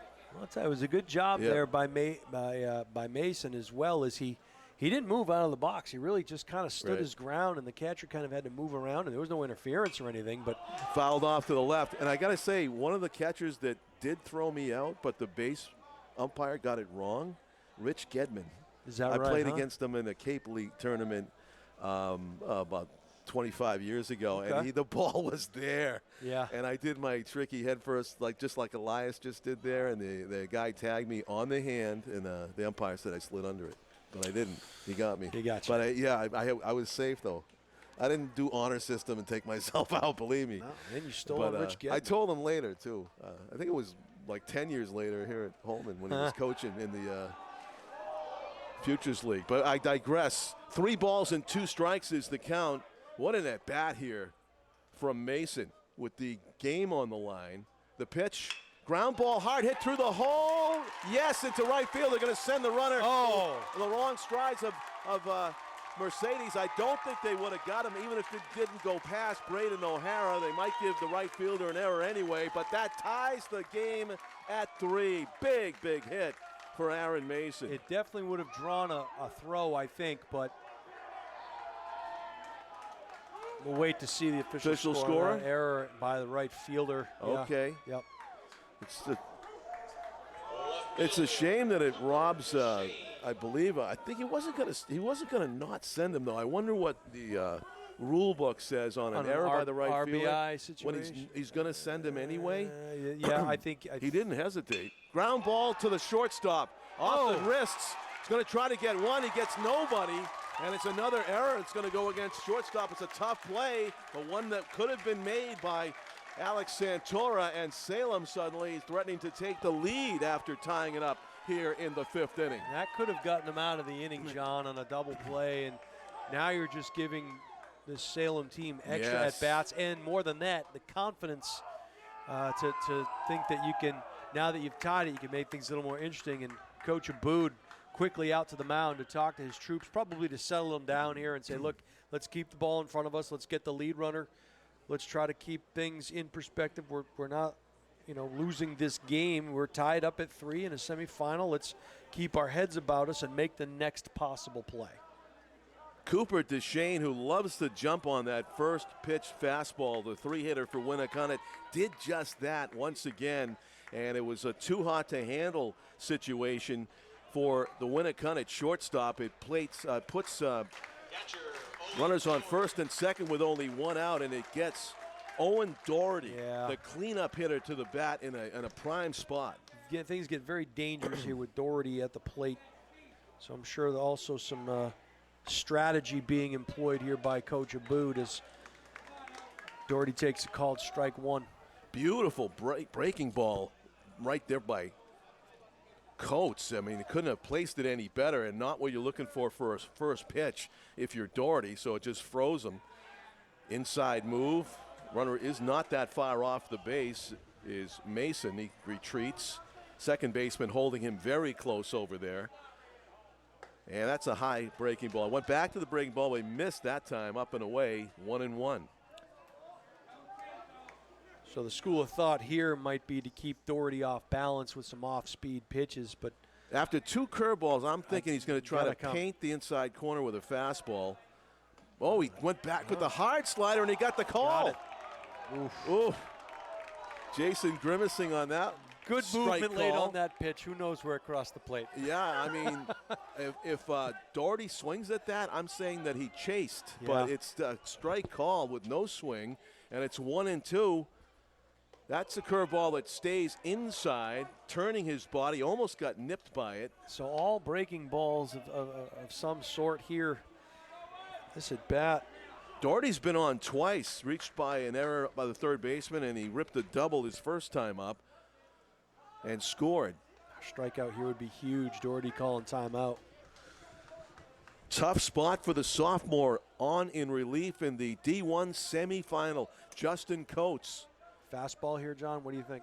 Oh, step off the rubber. You know, it would be a change of a mixed pitch. I mean, he's thrown all breaking balls so far. Maybe he respects Doherty's fastball hitting ability. That's a great velocity, but it misses down, and it's a 3-2 count. That's a tough take with 2-2. Yeah, that's a tough one to take.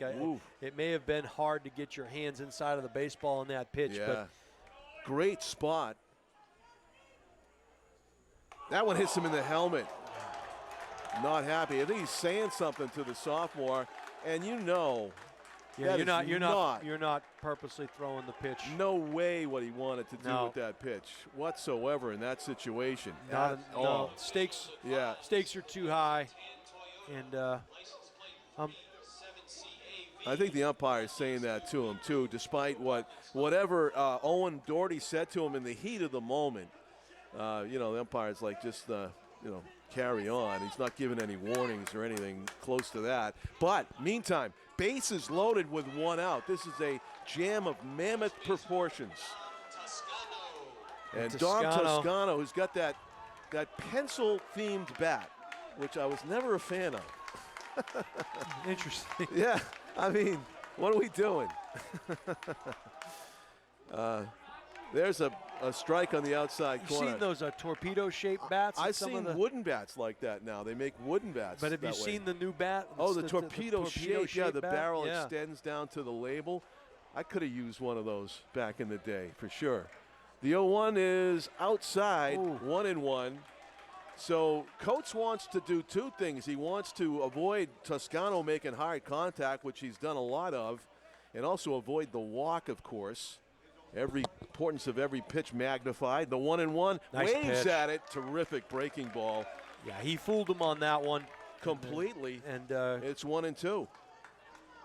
Coates now working ahead, which is exactly where you want to be. You have some options here. You do on 1-2. Ground ball to the shortstop, slowly hit screen, but a nice play by Alex Santora to flip it to second. What happened? Double play potential, no. Too slow, second. Oh, okay, yeah. So, yeah, it's a run scores, and it's a 4-3 lead. But again, Yeah. watch the job of the base runner from second to third. He's causing Yeah. that screen, a little indecision on the shortstop. Right. You lose it behind the player. I'll tell you what, guilty, forgot the outs. Yeah. That was only the second out at second base. That's a good job. A lot of the errors, I guess I got ahead of myself. I thought it was 2 outs when he hit that. It was just enough. You don't want to hit that one too hard because then you might get hit into a double play. Instead, it's an RBI fielder's choice for Toscano, who's got, what has he got, 3 RBIs in the game? Breaking ball in the corner, and it's 0-1. Dom Toscano coming up big for this Salem team. A seesaw game, the battle of the improbables, seed 10 versus seed 11. Salem's back on top. Pitch there. He didn't strike out, he made contact. He made contact, hit it to the shortstop. Shortstop had to wait on it because the runner from second to third was playing that little waiting game. Again, nice flip. Shortstop, I'm making contact with Gotta the runner charge. right there. If I charge into him, it's a dead ball. Everybody has to go back. Hard to know in real time you're that shortstop where true. that ball is, you know? That's true, yeah. It's probably not something you really work on a lot No. in practice. The runners may. Yeah. The runners may as to knowing There's where the two ball is. things but that the go through my fielders- head on that as a shortstop. I'm not going to be able to make the double play because of the pace of it, but if the runner stays there and I make contact with him, charging the ball, I get the bonus. No run scores. But it's just that's an advanced way of thinking at short. You actually think about that before the play because a lot of the runners, they tend to try to screen you when they take leads. And also they stay even with you in the lead off the bag. There's a swing and a miss. Good job of pitching out of a further trouble by Justin Coates. A big strikeout. Coach had Kyle Giarrusso.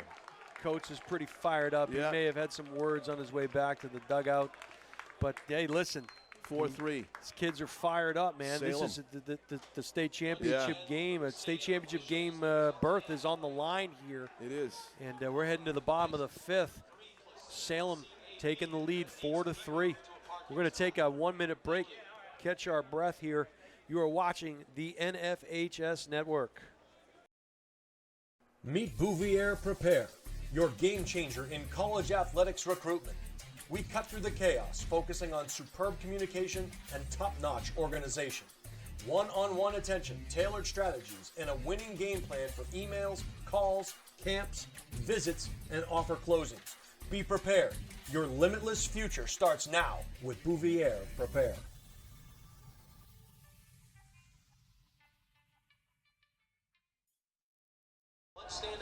Welcome back to historic Holman Stadium in Nashua, scene of today's New Hampshire Boys Division I baseball semifinal doubleheader. We are already being treated to some exciting, exhilarating, and just gripping baseball as we go. We trade the lead back and forth in the battle of the 10 seed versus the 11 seed. Winnacunnet versus Salem. Salem is back on top 4-3 as the Warriors bat in the bottom of the 5th inning. As the 10 seed, they're acting as the home team at this neutral site at Holman. John Collins along with Jason Roby and our cameraman producer Steve Cody, the highlight guy on the NFHS network. 1-1 is the count to the Warriors leadoff batter Alex Santora, the shortstop. 2-1. The starter and still in there, Aaron Mason. Santora struck out in the first inning, grounded out to second in the third. Hard hit toward the second baseman. Nice play to his right by Boudou. Got in front of it. Plenty of time over to first base. 1 up, 1 down in the Warrior 5th. That ball hit hard to the second baseman. Really didn't have a chance to have it eat him up. It was 2 hops in there, so nice job. Yeah. 1 up, 1 down. I'll bring up the right-handed hitting Bryce Pincinall. He has walked and struck out in 2 plate appearances so far today. It was a 4 o'clock start here on this Wednesday afternoon. Pinkerton Exeter Game 2 scheduled to start at 7 p.m. The undefeated defending state champion Pinkerton Astros coming in at 20-0. Exeter High School at 16-5. My first look at them this season, they are by all reports a juggernaut this season, even without their star Jackson Marshall, who has moved on toward, well, SNU. He lit it up at SNU. He's now in the transfer portal. We'll see what happens. Nice pitch there to even the count of 1-1. They had the Pinkerton had the player of the year, the pitcher of the year. Oh, yeah. The Gatorade player of the year. Different players, by the way. So when you have the Gatorade player of the year in Leo Boucher, who I think we're going to see pitch today. He was 7-0 with a 1.29 ERA. Who pitches in the 90s, I heard. Yes. Regularly. Going to Penn State. Penn State bound. And Chaffee, who we'll see, was the D1 player of the game. That might get into the gap. And it does. It gets through to center field. A base hit up the middle by Bryce Pincinall. Kind of a seeing eye grounder over the mound. One out and one on for the Warriors here in the 5th. Just to kind of close out that thought, John, before we get back to the action on the field here, it was a 3-1 Pinkerton win in the regular season at Exeter. So, but clearly a pitcher's duel type game. Definitely. So it'll be interesting to see how things work out. And Exeter obviously has some great pitchers in their own right. And we'll talk about them when we get to game number 2. Yeah, apparently Leo's got not only a top-notch fastball, but a vicious slider as well. We'll be seeing that firsthand on the NFHS network coming up in Game 2 of the New Hampshire Division I semifinal here at Holman Stadium.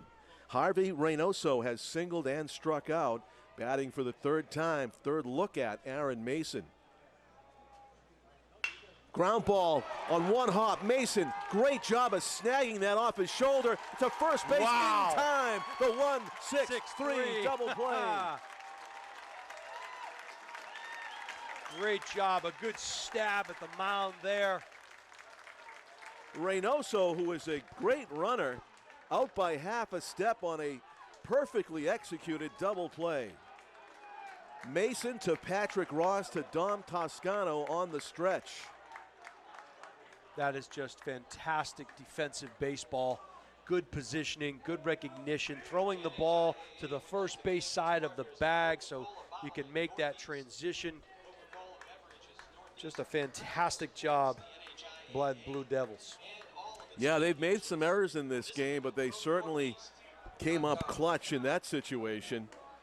And to preserve their one-run lead as they get set to bat in the 6th inning, in a scheduled 7-inning contest. They're looking for some insurance runs that could be big here, and so the pressure remains on the sophomore reliever, Justin Coates. And that's the question, too. Coates came off the field that last half inning. You wondered what his mindset, what his mentality was. Obviously feeling pretty amped up as to some of the things that went on in that inning. And you wonder if the coaching staff, maybe some of the seniors on the team brought him aside and said, all right, let's put that one behind us. Let's go out there and put another 0 on the board, give ourselves a chance in the bottom of the inning. So we'll see how Coates reacts here in the top of the 6th. This is where you kind of feel good about being the visiting team and knowing that everybody is going to bat through the 7th inning, the top of the 7th inning, as the 7, 8, 9 hitters are due up here in the 6th, and no matter what happens in the 6th, you know that you're going to have your top of the order bat again and for the 4th time in this 7th inning game. It's a good feeling, right? And you never want to look ahead, but to kind of play things out in your mind, and I'm sure as a former player yourself, you oftentimes, you stayed in the inning, right? You always tell kids, win the inning. Don't worry about what could happen, but listen, these are high school kids. They're obviously thinking, a little bit ahead potentially, so. There's kind of added pressure here to retire the bottom of the order as quickly as you can so they don't spin it back to the top. And Patrick Ross takes the ball up and away. The Salem shortstop, who did a great job of turning the back end of the double play, or the front end of the double play, I should say, on the feed from. How many pitchers do you see throw a ball like that into center field? And between the snag off the shoulder and the throw to second, I mean, couldn't have done it more perfectly, Aaron Mason. The thing is the ball got there so quickly. He really didn't have time. He had time to think about it, but he didn't. But it happened so fast that he could gather himself a little bit. And Slicing line drive could be trouble. It's a fair ball. An inch inside the line. He's going for two. Here comes the throw from Braden O'Hara. It's perfect. He's out. What a throw. Braden O'Hara does his Dwight Evans impression and guns down the ambitious Patrick Ross. I don't blame him for going for it. But what a play by the right fielder for Winnacunnet. One up and one down. Yeah, O'Hara just made a great play out there on the line and gunned it on a one-hopper to the second baseman. Wow. And I think you do send him there, John. I mean, no doubt about it. You're trying to get that insurance. He's going to take he's going to get another try here. Long run for everybody. Braden O'Hara with a valiant effort ran out of time to get there as it falls into the dirt of the bullpen. Well, he makes that catch. Yeah. We're in the Sports Center top 10 for sure. Long and just messy strike one for Ivan Colon, who has been up twice, walked and grounded out to the third baseman, trying to go the other way this time. Get some action out there in the bullpen, it looks like. Yeah, you send him. It takes a perfect throw to get him, but I imagine O'Hara is a pitcher, maybe, with that arm. Well, should be, right? Yeah. I mean, it didn't even bounce, I believe. I think he threw it on the fly. No, I think it bounced. Did it bounce? I feel like it bounced. No, it was in the air, according to our camera guy. Oh, really? Okay. Wow. Steve Cody on the the highlight guy knows, because that's a highlight. That's got this guy. That's not something that goes in the resume right there for Braden O'Hara. Not his first rodeo. Nice breaking ball there thrown. He got there. He squared it up. That ball was just almost on the chalk, perfectly placed. But the right fielder got over there, made that throw from foul territory. Strike three. Breaking ball gets over, so it's a three-pitch strikeout for Justin Coates. Got some help from his right fielder, maybe some help from the umpire. It's 2 outs. Last couple breaking balls were pretty good. That one looked like it must have caught the outside part of the plate because it looked to be off the plate. The Astros have arrived at Holman. I guess they were watching in the stands for a little while because they're now filing down to where they probably have a team meeting. Pinkerton Astros getting set to play, protect their #1 seeding against the Exeter Bluehawks in game 2. That's a curveball that misses low and away, so not the easy way to go about a 1-2-3 inning, but that is in the offing for Justin Coates. If he can retire Derek Boudou, he swings through that one, and it's a 1-2 count to the Salem second baseman. That was a really good pitch there by Coates. He's had a couple of nice sequences here, working in and around the plate and changing his pitches. And he throws him with that breaking ball. What a great pitch. Justin Coates, man, he's a sophomore. He is going to be a good one. He is for another 2 years after this, regardless of what happens for the rest of the 2025 playoffs. An excellent performance in relief, and it is a 4-3 advantage for Salem as we go to the bottom of the 6th inning. Hi, this is Deb Cody with the Dow Group at Keller Williams Coastal and Lakes and Mountains Realty. I have a passion for helping people, and I love to help people with their real estate goals, whether it's buying, selling, or investing. I'm licensed in New Hampshire, Massachusetts, and Maine, and work with an incredible team, the Dow Group, which has been the #1 real estate team in New Hampshire for the past several years. Collectively, the team has sold over $1 billion worth of real estate in the past 20 years. If you're curious to know what the local market is like in your area, feel free to reach out via my website, deb.thedowgroup.com, and let's get connected.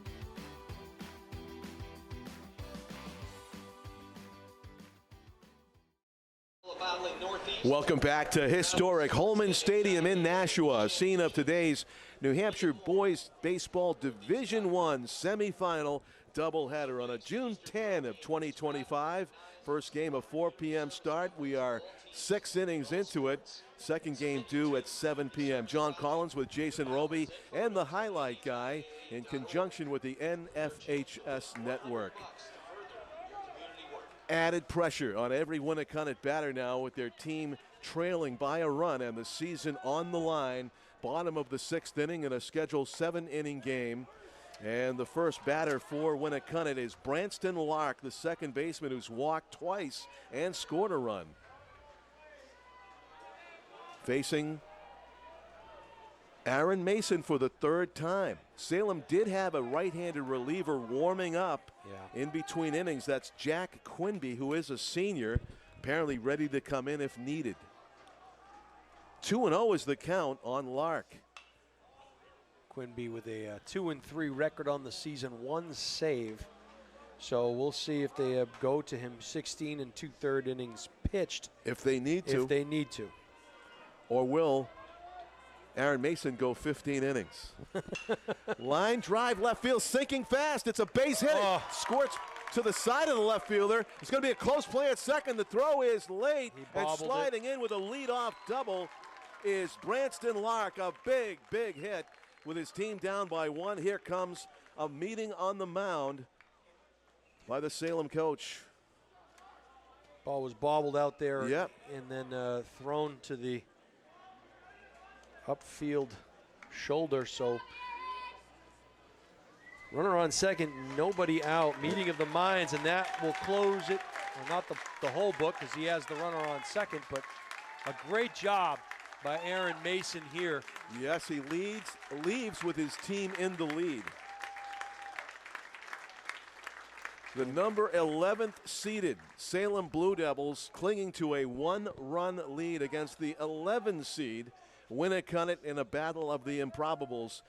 First game of a semifinal doubleheader here at Holman, and we'll watch Jack Quinby warm up now for the Blue Devils. He's pitched in 9 games. Started 1. He's 2-3 with 1 save. He's given up 16 hits, has Quinby. 17 runs, 12 of them earned. He's walked 12, struck out 6. He's got a 5.04 ERA, and he's hit 6 batters. So, okay, I believe that is a possibility then. Unless I'm reading that stat wrong, HBP. That's it. Hit by pitch. Yep. So. Lives on the inside corner to righties, perhaps? Maybe so. His whip is 168. So walks and hits per innings pitched. What is it? 1.68. That's kind of high. It means it's more likely than not 2 base runners per 3 outs. Yeah, so 12, right, so 12 walks. And we'll see what he brings. Looks to be about 6 feet, 6'1", would you say, Jason? And maybe 165, maybe 170? So. Maybe so. Obviously a live arm, and Salem head coach Dan Kelleher inserts the senior into a pressurized situation. The potential tying run for the Warriors is at second base in a game in which the lead has changed hands several times. Lark, a pretty speedy base runner from what we saw as he motored into second base on the back end of that double down the left field line. Very opportunistic. He's been on base 3 times tonight, has Lark. So trying to score for the second time tonight. Ethan Roy, just a sophomore, batting in a big spot here. Their infield is in at the corners, anticipating a possible bunt by the 7-hitter Ethan Roy, who has flied out and struck out. Foul tipped into the mid. Nice looking swing, but just couldn't get on top of that fastball from the reliever, Jack Quinby. No signs of showing bunt there. There is that Chick-fil-A, Cal, you mentioned. Making the rounds. Not sure if he's going to make his way up here. The 0-1 pitch. Bunting. Takes it back. Go. They're going to ask. They're going to try to get some. They're going to say, no, he didn't offer. I agree with that call. Okay. Despite the protestations of the Salem fans. Just in time, I think. Protestations. Protestation. Look at that. I don't think I've ever heard that word before. Protestations. Protests. I like it. The wordsmith. I hope that's a real word. Well, it is now. I'm going to use it. I'm writing it down on my hand. The 1-1 pitch. She is bunting, and he fouls it. So 1-2. 2 strikes now, John. What do? Do you take the bat, swing, or are you going to? Definitely swing. Okay. It doesn't strike me as a confident bunter. So you want to put the ball in play to the right side, ideally. Not easier said than done. As Jack Quinby comes to the belt and inside move. Nobody really hassling the runner Lark. He scurries back. He could take a big lead if he wants to, and maybe even steal it. He's got the speed to do it. That'd be a bold, bold move in a semifinal, down 1. Now over there is Boodoo. Pop up, left side. Is it playable? It's near the dugout for third baseman Ivan Colon. He puts it away at plenty of room in the end. 1 out.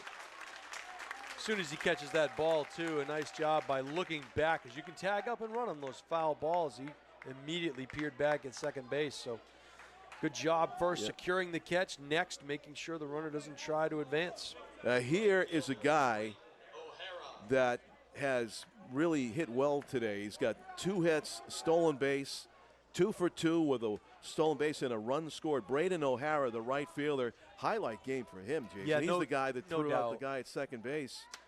He's having a great game, and really, this would really put this would be a nice exclamation point on it. Yeah, it would. Him. Facing Quinby for the first time. Obviously, these two teams didn't play each other in the regular season. Fastball, first pitch, and on the outside corner, and O'Hara fouls it off. Well, clearly a defensive stalwart for this team as he bats in the 8th position, according to the stats, batting just 114. But this might jinx somebody, but I want to say it because it's unusual. It's unusual. I've done a lot of high school games. No wild pitch. Not a single wild pitch in this game. Yeah, that last pitch. I mean, the catchers and the pitchers, too, taking care of the baseball. Well, these guys can place it where they want to. And now, don't throw a wild pitch. I don't want to be. Well, that's a good move. Good textbook catching by Owen Doherty behind the dish for the Blue Devils as he moved over to block that one. 1-1 is the count. But, of course, Winnacunnet would love to get the runner over there with 1 out. O'Hara has the ability to hit it to the outfield. And, again, they're still playing shallow out there all the way around. Kyle Giarusso in right, Mercedes in center, and Deshane in left. They'll reset. Batter call timeout, it looked like. O'Hara takes a deep breath. He's short to the ball.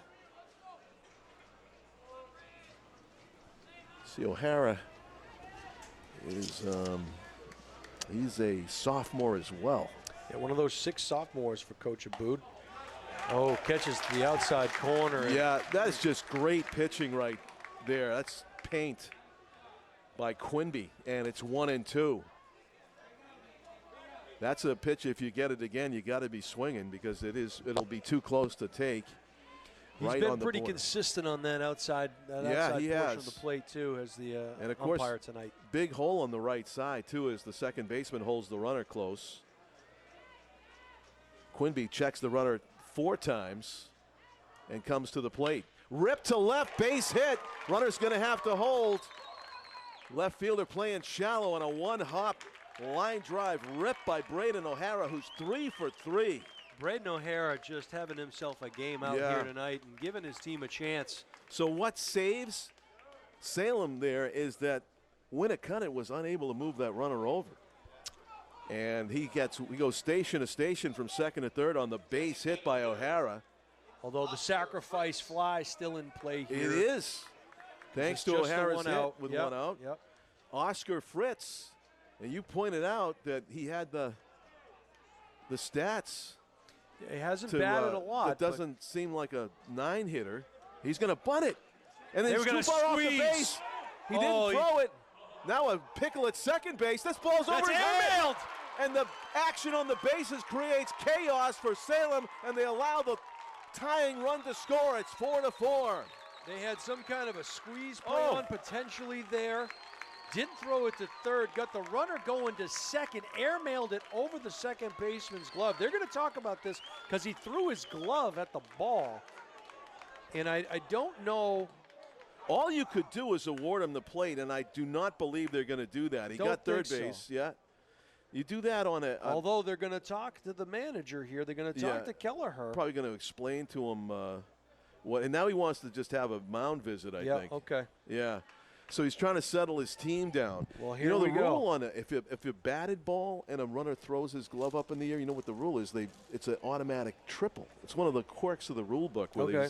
Even if it's like a routine single, if the third baseman throws his glove up or a shortstop, it's a triple. But there's no hit. There's so no how hit. does Right. so do they award home plate? I would say, I mean, the penalty would probably be the guy was on the first base side of second base. You award him third. I don't think you'd He give would him have. a I think run he on gets that. third anyway. Well, He gets third anyway. The But thing is, I don't know that he was, and we'll watch it back in the highlight guy. I was kind of watching the runner and watching what was happening second.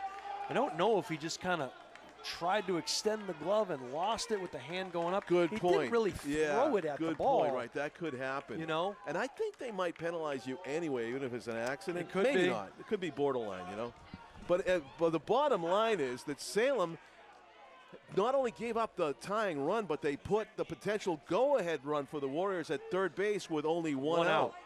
And the infield is all the way in, all the way around for the lead batter, Connor Fowler, who has been up now 4 times this afternoon. He's grounded out twice and singled and stole a base.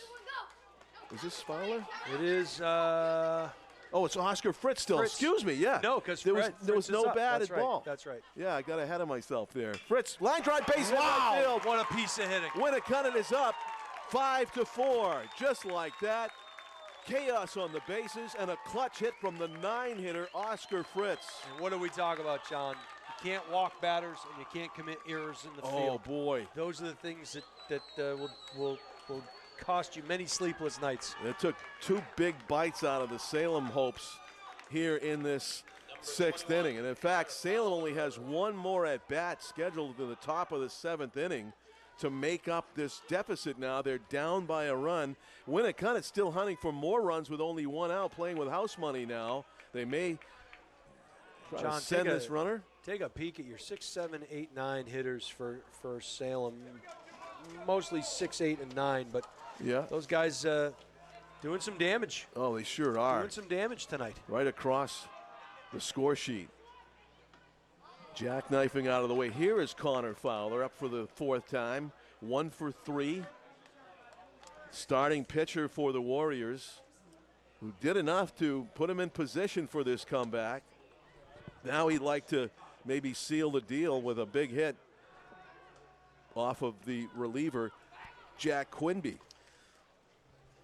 Most of the throws over to first to get the lead of the runner on first have been towards the dugout side of the bag. It's interesting how close those might be if they were a little throwdown. Good bid by Owen Doherty, but scrambling back is Fritz.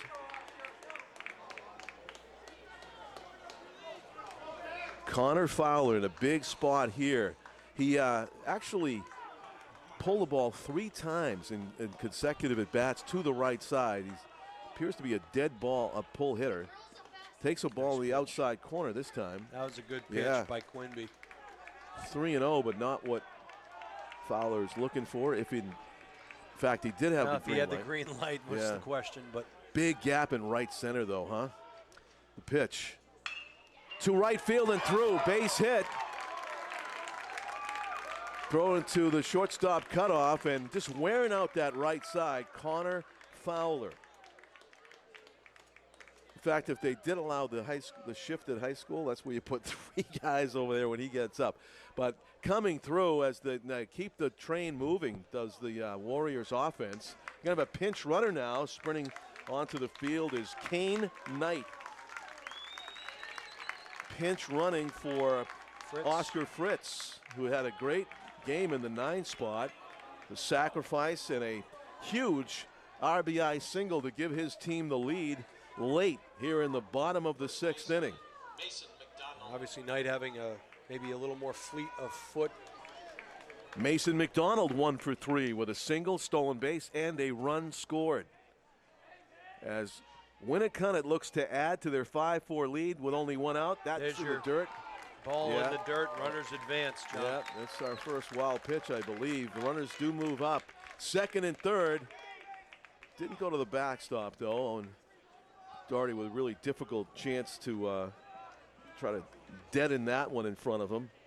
So the infield is all the way in again for Salem. And this would be quite the dagger if Mason McDonald, the 2-hitter, could squeeze one through this drawn-in infield. It could mean a 3-run advantage. And Another with that pinch in runner. mind, yeah, they're just going to all kinds of speed on the bases. Bugs Bunny baseball here.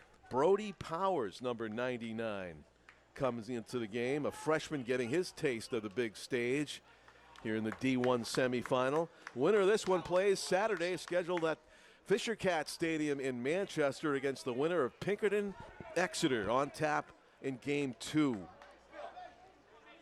1 ball, no strikes the count on Mason McDonald. The lead can be as big as you want it. Very high, very shallow. Center fielder hardly had a move. Elias Mercedes. The runner jumped off too early, and he has to stay. Mistiming the descent of the ball. The lead runner, who is a pinch runner, Kane Knight, jumped off the base. Well, you know, you bring in a pinch runner like that. A freshman. He got hard. too excited. Listen, it's hard. Yeah. You're coming off the bench. You're getting your first bit of action there, and you know, it's hard. He knows it, and he's having a conversation with Coach Abood down there. He's getting coached up here. That would have been an exciting play, but Elias Hernandez Mercedes didn't even have to make a play to the plate. That is the second out. So a chance that could come up big later. Let's see if they get they get 1 run in the top of the 7th. Well, they definitely have some speed on the base pass, so anything put in play is going to send these runners in motion with 2 outs. Yeah, but that said, the 3-hitter still with a chance to do damage. Santoro, line drive, knocked down by Dom Toscano, steps on the base for out number 3. Big play by the Salem first baseman. Toscano did a great job keeping that ball in front of him, sacrificing the body, hitting the dirt, and Salem, although they are down 1 run with their last 3 outs in front of them, they escaped some danger there, John, by they sure did. By the base running error on the tag up. We're going to head to the top of the 7th inning as Salem facing a 5-4 deficit here in the first of 2 semifinal games. We'll be calling for you here on the NFHS Network in conjunction with the Highlight Guy. Jason Roby, John Collins, Steve Cody, and a cast of thousands up here in the booth with us today. But beautiful day for baseball here at historic Holman Stadium in Nashua, New Hampshire. You're watching the Division I baseball semifinals, the 10 seed and the 11 seed. A couple of Cinderellas making it all the way deep into the tournament. A berth in the championship game on the line, still to come later tonight. The Pinkerton Academy Astros, the defending state champions, will take on the Exeter Blue Hawks. Pinkerton comes in at 20-0, Exeter at 16-5. That should be a good one. The juggernaut that is Pinkerton Academy had quite a scare there in their quarterfinal matchup, having to come from behind against Bishop Girton. But now they are 1 win away from repeating as champs. So as the leadoff batter in the order, you always feel the pressure to get on base and make something happen. Semifinal, 7th inning, your team's down by a run. There is no greater pressure on a leadoff hitter than Elias Mercedes faces right now. He's been on base twice tonight, John, so he's no stranger to being in these kinds of situations. And I mentioned Pinkerton was 1 game away from repeating his championship. They're 2 games. They have to win tonight and then obviously win the championship. But didn't want to misspeak. First pitch swing, it's high in the air. The fielder slips. It's deep. It's over his head. Mercedes is going to get the second, and he's going to stop there with a double. A slip in center, literal slip by Harvey Reynoso cost him a chance to catch that one. First pitch swinging and a huge hit, clutch hit. Elias Mercedes, the junior, comes through. He's on second base. He's in scoring position with nobody out. Yeah, even if he doesn't slip on that, I think that's going for 2 bases. That's a double. That was driven. That would have been a Willie Mays Hayes. Yeah, type it would have been. It certainly would have been. And, you know, I look ahead in the order. Owen Doherty, the cleanup hitter, there was a threat that he might not get up in this inning if it went 1-2-3. What that does also is gives him a chance to bat in the 4th spot in the order by getting on base in an area where you usually don't get doubled up at second base, although it's possible. Mercedes with just a huge hit as the percentage chance for Salem to tie up this game at 5 has just been upraised exponentially. I don't know what this conversation is. Yeah, there's going to be a meeting with the officials. It looked like Coach Abood came out and had something to say to the officials. I'm not sure what is this about? What the situation is, but Coach Abood came out of the dugout and was speaking. So he waited for one pitch, and I don't know what that is. It's some kind of an appeal that he. Whatever it is, the home-plate umpire waved it off. So we go back to playing ball, and here comes the two-hitter, Aaron Mason. There's also sometimes a game within a game, right? Yeah. Maybe give your pitcher a chance to gather himself by asking a question of the officials. A little gamesmanship there potentially. I'm not saying that's what it was, but yeah, you kind of read the game, you read the flow of how things are going. You get the tying run on second. Let's take a deep breath here and not waste a mound visit. Right. So Justin Coates resetting himself into the stretch position. I thought he was going to go from the windup there for a second. Checking the runner at second base, Mercedes, and to the plate. Showing bunt was Mason. Mason. Not a fan of that because I think he's in the top of the order. Keep the righty bat versus in his lefty, hands. giving up the out. But in non-force situation, the 1-0 pitch, he is not throwing it. He bluffs to second base, the inside move, which I'd love to see outlawed. I just can't understand how you pick up your front foot with your back foot on the rubber and you don't have to throw home. Or to a base, for that matter. The pitch missed it badly down low. They've got a piece of it. Yeah. And I think that was the universal sign for hit away from the third base coach. He put both fists on top of the other and then pointed forward with no other signal. So Aaron Mason has got the green light, and that first baseman's in danger right now because I think he's swinging away. And line drive, base hit. Will they send him? They're going to send Mercedes. He hits third perfectly. Great looking throw, but it's not going to be in time. Elias Mercedes with a leadoff double scores on the huge hit by Mason. Get that bunt out of here. 5-5 game. Good piece of hitting there, John, and you're right. There may be a meeting coming up here. I'm not sure if they'll make a change, but good piece of hitting. Good aggressive swings. How about this battle between the 10 and 11 seeds? These guys want one more game, both teams. They do. That's going to end the evening. And the versatile Oscar Fritz, who's not only a fantastic 9-hitter, who gave his team the lead with one swing of the bat last time up, but he's also a relief pitcher for high-pressure situations, apparently, as we get our first look at Oscar Fritz on in relief for Winnacunnet in a now tie ball game. We'll try to pull up some numbers here for you on Oscar. Whoop, first pitch to the backstop. Doesn't bode well, but hey, you can make some adjustments. All right.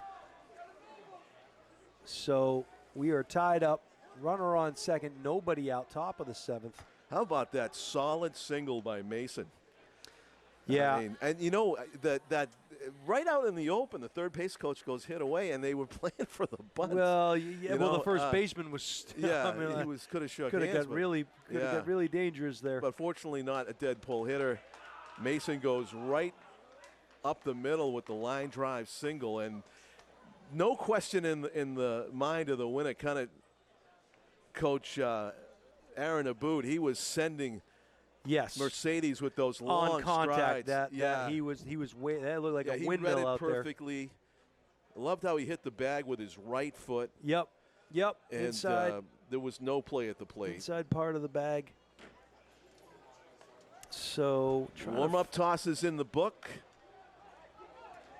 and to the plate will come the 3-hitter Cooper DeShane, who hit it hard last time at the shortstop. We had to give an error to Alex Santora, but the 3-hitter Cooper DeShane, who loves to swing at first pitch fastballs, Jason, so we'll stay glued to what he does here. Trying to find some Oscar Fritz numbers for you here, folks. As a pitcher. Cooper DeShane, the hero in the quarterfinal game against Londonderry, a two RBI single that put Salem in front for good in a 3-2 win. 18 1/3 innings pitched. Well, that's a pretty good sample. 18 hits. Hit per inning. 18 total hits. Let's see here. Not a good pitch to bunt at, as it was a slow curve up and away. Luck of the draw, bad pitch to bunt at for Deshane. Not expecting your third place hitter in the order to bunt, but he's got a 1-0 record, so he's tasted victory.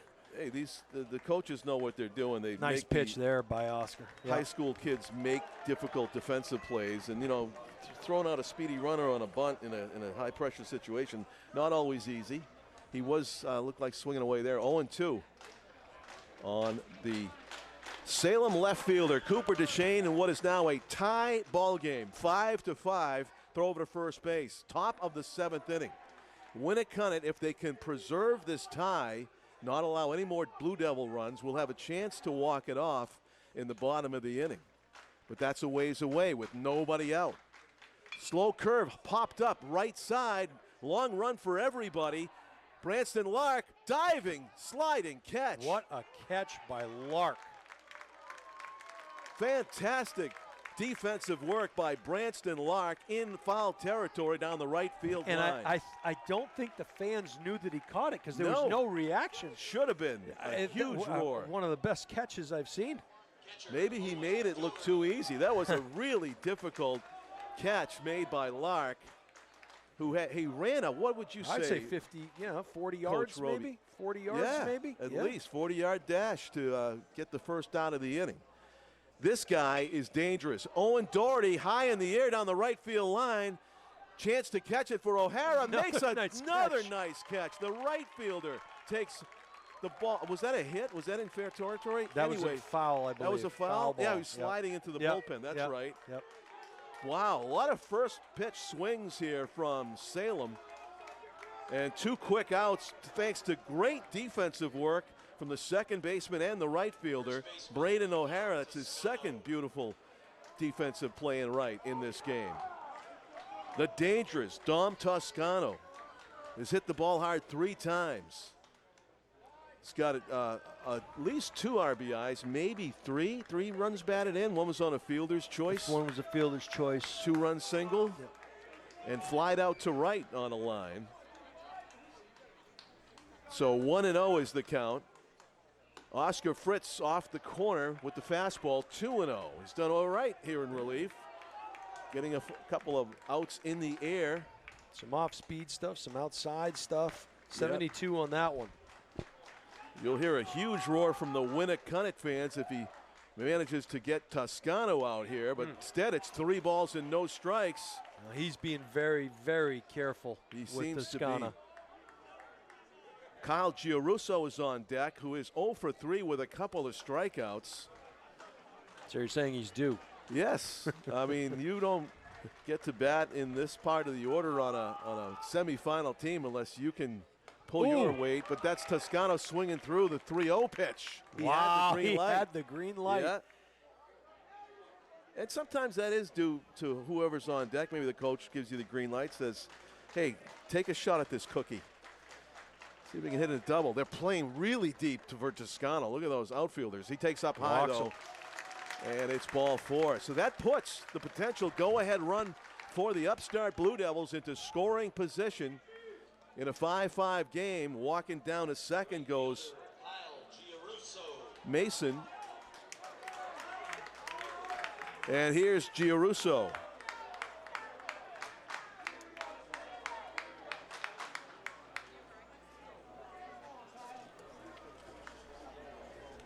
Key spot here, 2 outs, 2 on. The pitch from Fritz is in the dirt. Great block by Pincinel, who's been excellent behind the dish for the Warriors today. Yeah, the game has really been kept in front of both catchers here today, so nice job by both staffs. A minimal of running on trying to steal on Pincinel. 2 outs, 2 on, 1-0, and calling timeout. Uniform adjustment for Kyle Giarrusso. Giarrusso, a sophomore, another sophomore in a big spot. Fouls it off to the right.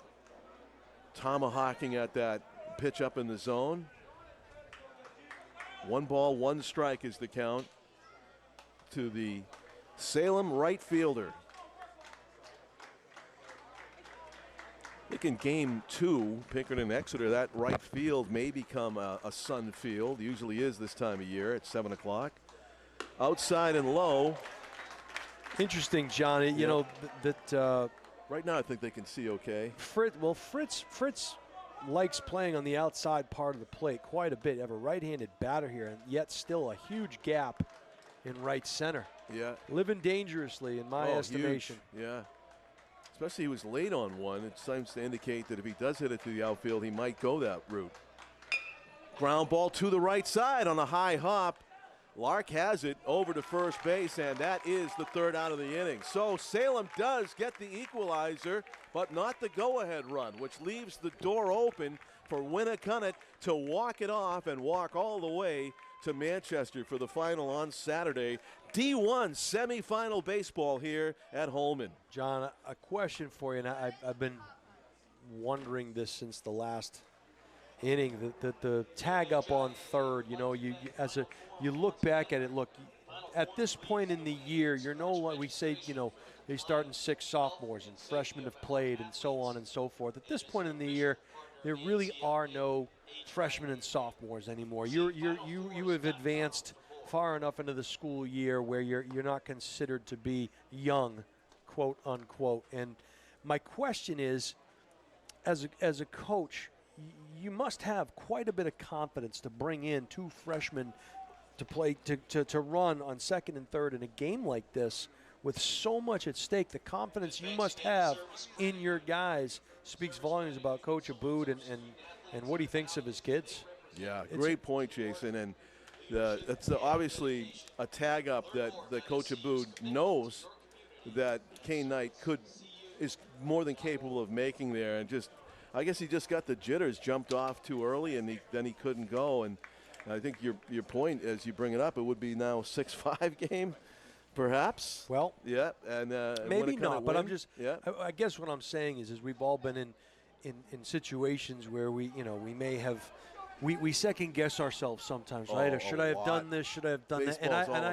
And I don't think, in that situation, it could have been anybody. And I think the fact that you have the confidence to bring those young men in at that time speaks volumes. And I think there should be no regret. I think it's a great thing and it's admirable. And those 2 guys they were the fastest guys they had, and I think that's a good move.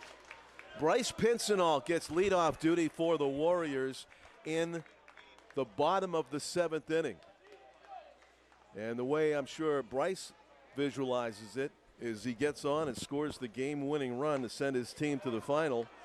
Of course, with other ideas is Salem's relief pitcher, Jack Quinby, who's been great in a pressurized situation. The senior right-hander, the 2-0 pitch, ripped, foul, and it hits the umpire in the leg, and he pretends it doesn't hurt. Yeah, that looked painful. Wow, that was hundo plus off of the third base umpire's leg, and he is shaking it off. Hopefully that umpire is concerned about him. 5 years ago, legs made of steel or what? 5 years ago, he doesn't. He gets out of the way of that. That was absolutely ripped by Pincinall. Yeah, that's going to leave a mark. Yeah, I mean, no time to get out of the way. And he did the job while he's getting hit. Breaking Our ball. umpire, he saw that it was foul and he called it even as he was taking one for both teams. 3 balls in 1 strike. After you see that, you're almost afraid to throw a fastball in the zone if you're Quinby to Pincinall. Inside outs it. It's a tough play. Oh. It's just over the head of Boudou. Wow. And a big hit, a bloop, but he'll take it after the 100-mile-an-hour line drive goes foul. The bloop goes fair, and the Warriors have their potential game-winning run on base. For Harvey Reynoso, who grounded into a spectacular 1-6-3 double play his last time up. As Aaron Mason, the Salem starter, turned what could have been a ball off of his body into a nice snag and a 1-6-3 double play. That's bunted at. May got a piece of it. You can see when a kid's heart's just not in bunting. They're kind of like bailing on contact.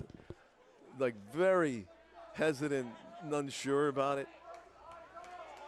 It led to a big hit for Mason in the previous half inning. Let's see what happens now for Reynoso.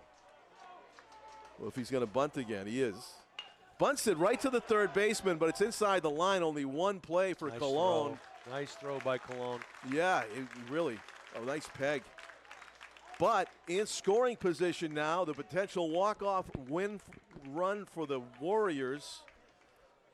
Get all those W's in there. You got your W's, you got your O's. And who's going to bring him in, though? It's Branston Lark, perhaps. He has been perfect on the day. Double, walk, walk. Branston Lark. Got that requisite dirty uniform of a key player. Will he be able to bring this run home? Ground ball, right side through. Does he send him? They're going to send him. They hold him. Last second. The throw from right field. And you know about that arm. Kyle Giarusso, I guess, or they might have scouted. He holds him with one out. Wow. That is a big decision. I was watching the coach all the way. He went windmill, break. And putting the brakes on was Pinsino. And he's windmilling because what's he looking for there, John? Does the ball get does he bobble it? Does he Exactly. You know what I mean? If he comes up clean, we're putting the brakes on that. I mean, that was and he knows Jaron Durant's not running. That's right. Nothing against Bryce Pinsonall, but he's probably no Elias Mercedes either. So there's one that was out. The right call. There's one out. They're gonna intentionally give walk. Second base. Yep. And they're gonna load Ethan him Roy. Infield will probably come in. And Braden O'Hara, not the guy you want to face. 3 for 3, having a day. Braden O'Hara, number 7, gets to be the hero if he's able to put it in play past the infield. If he walks, if he takes one for the team. Winning run. Wild pitch, so many possibilities. A lot of possibilities. Yep. Of course, a double play extends the game. 5-5 game, bottom of the 7th of a 7-inning contest, and Braden O'Hara, who has singled 3 times, 3 for 3, the right fielder for Winnacunnet. On a day in baseball history where Jimmy Pearsall went 6 for 6. Look at this. For the Red Sox back in '53. Ground ball right side through the base hit. Winnacunnet wins it. Braden O'Hara 4 for 4 with the walk-off winner. And the Winnacunnet Warriors stamped their ticket to the championship game. What an unbelievable effort by both of these teams. But today, congratulations to the Winnacunnet Warriors coach Abood and his young team. Seniors that are reliable, sophomores and freshmen getting in the game. They've arrived early. They're on the doorstep to what could be a championship victory for them in just a couple of nights, John. But great job by both of these teams. Fantastic ball game. The 10 seed against the 11 seed. The battle of the improbables has now turned into mission impossible. The 10 seed wants to go and win it all in this New Hampshire Division I boys tournament, but they have a big obstacle, or obstacles, depending on how you want to look at it, in Game 2, Exeter versus Pinkerton. The Iron of Division II will lie in wait for this upstart Cinderella Winnacunnet Warriors team. What a season, what a story for this 10 seed to go all the way to the state final this weekend. Just wow. Yeah, wow is it, and I'm so impressed by the baseball played by both of these teams. And we talk about second guessing too, and I can't help but to think this though, Jason. It was Braden O'Hearn, who's 3 for 3, swinging just a white hot bat, right? Yeah. So it's first and third, and you walk Ethan Roy, who has been struggling today to get a hit. He's 0 for 3. Maybe what you try to do is get the punch out on that hitter, and then you walk O'Hara, and then you pitch to whoever's the pinch hitter for Fritz, because he came out for a pinch runner. Yeah, that's the strategy I might have employed there to avoid the Braden O'Hara highlight game. Right field, that right field play at second base, and the 4 for 4 in the game-winning walk-off. Braden O'Hara, have yourself a game.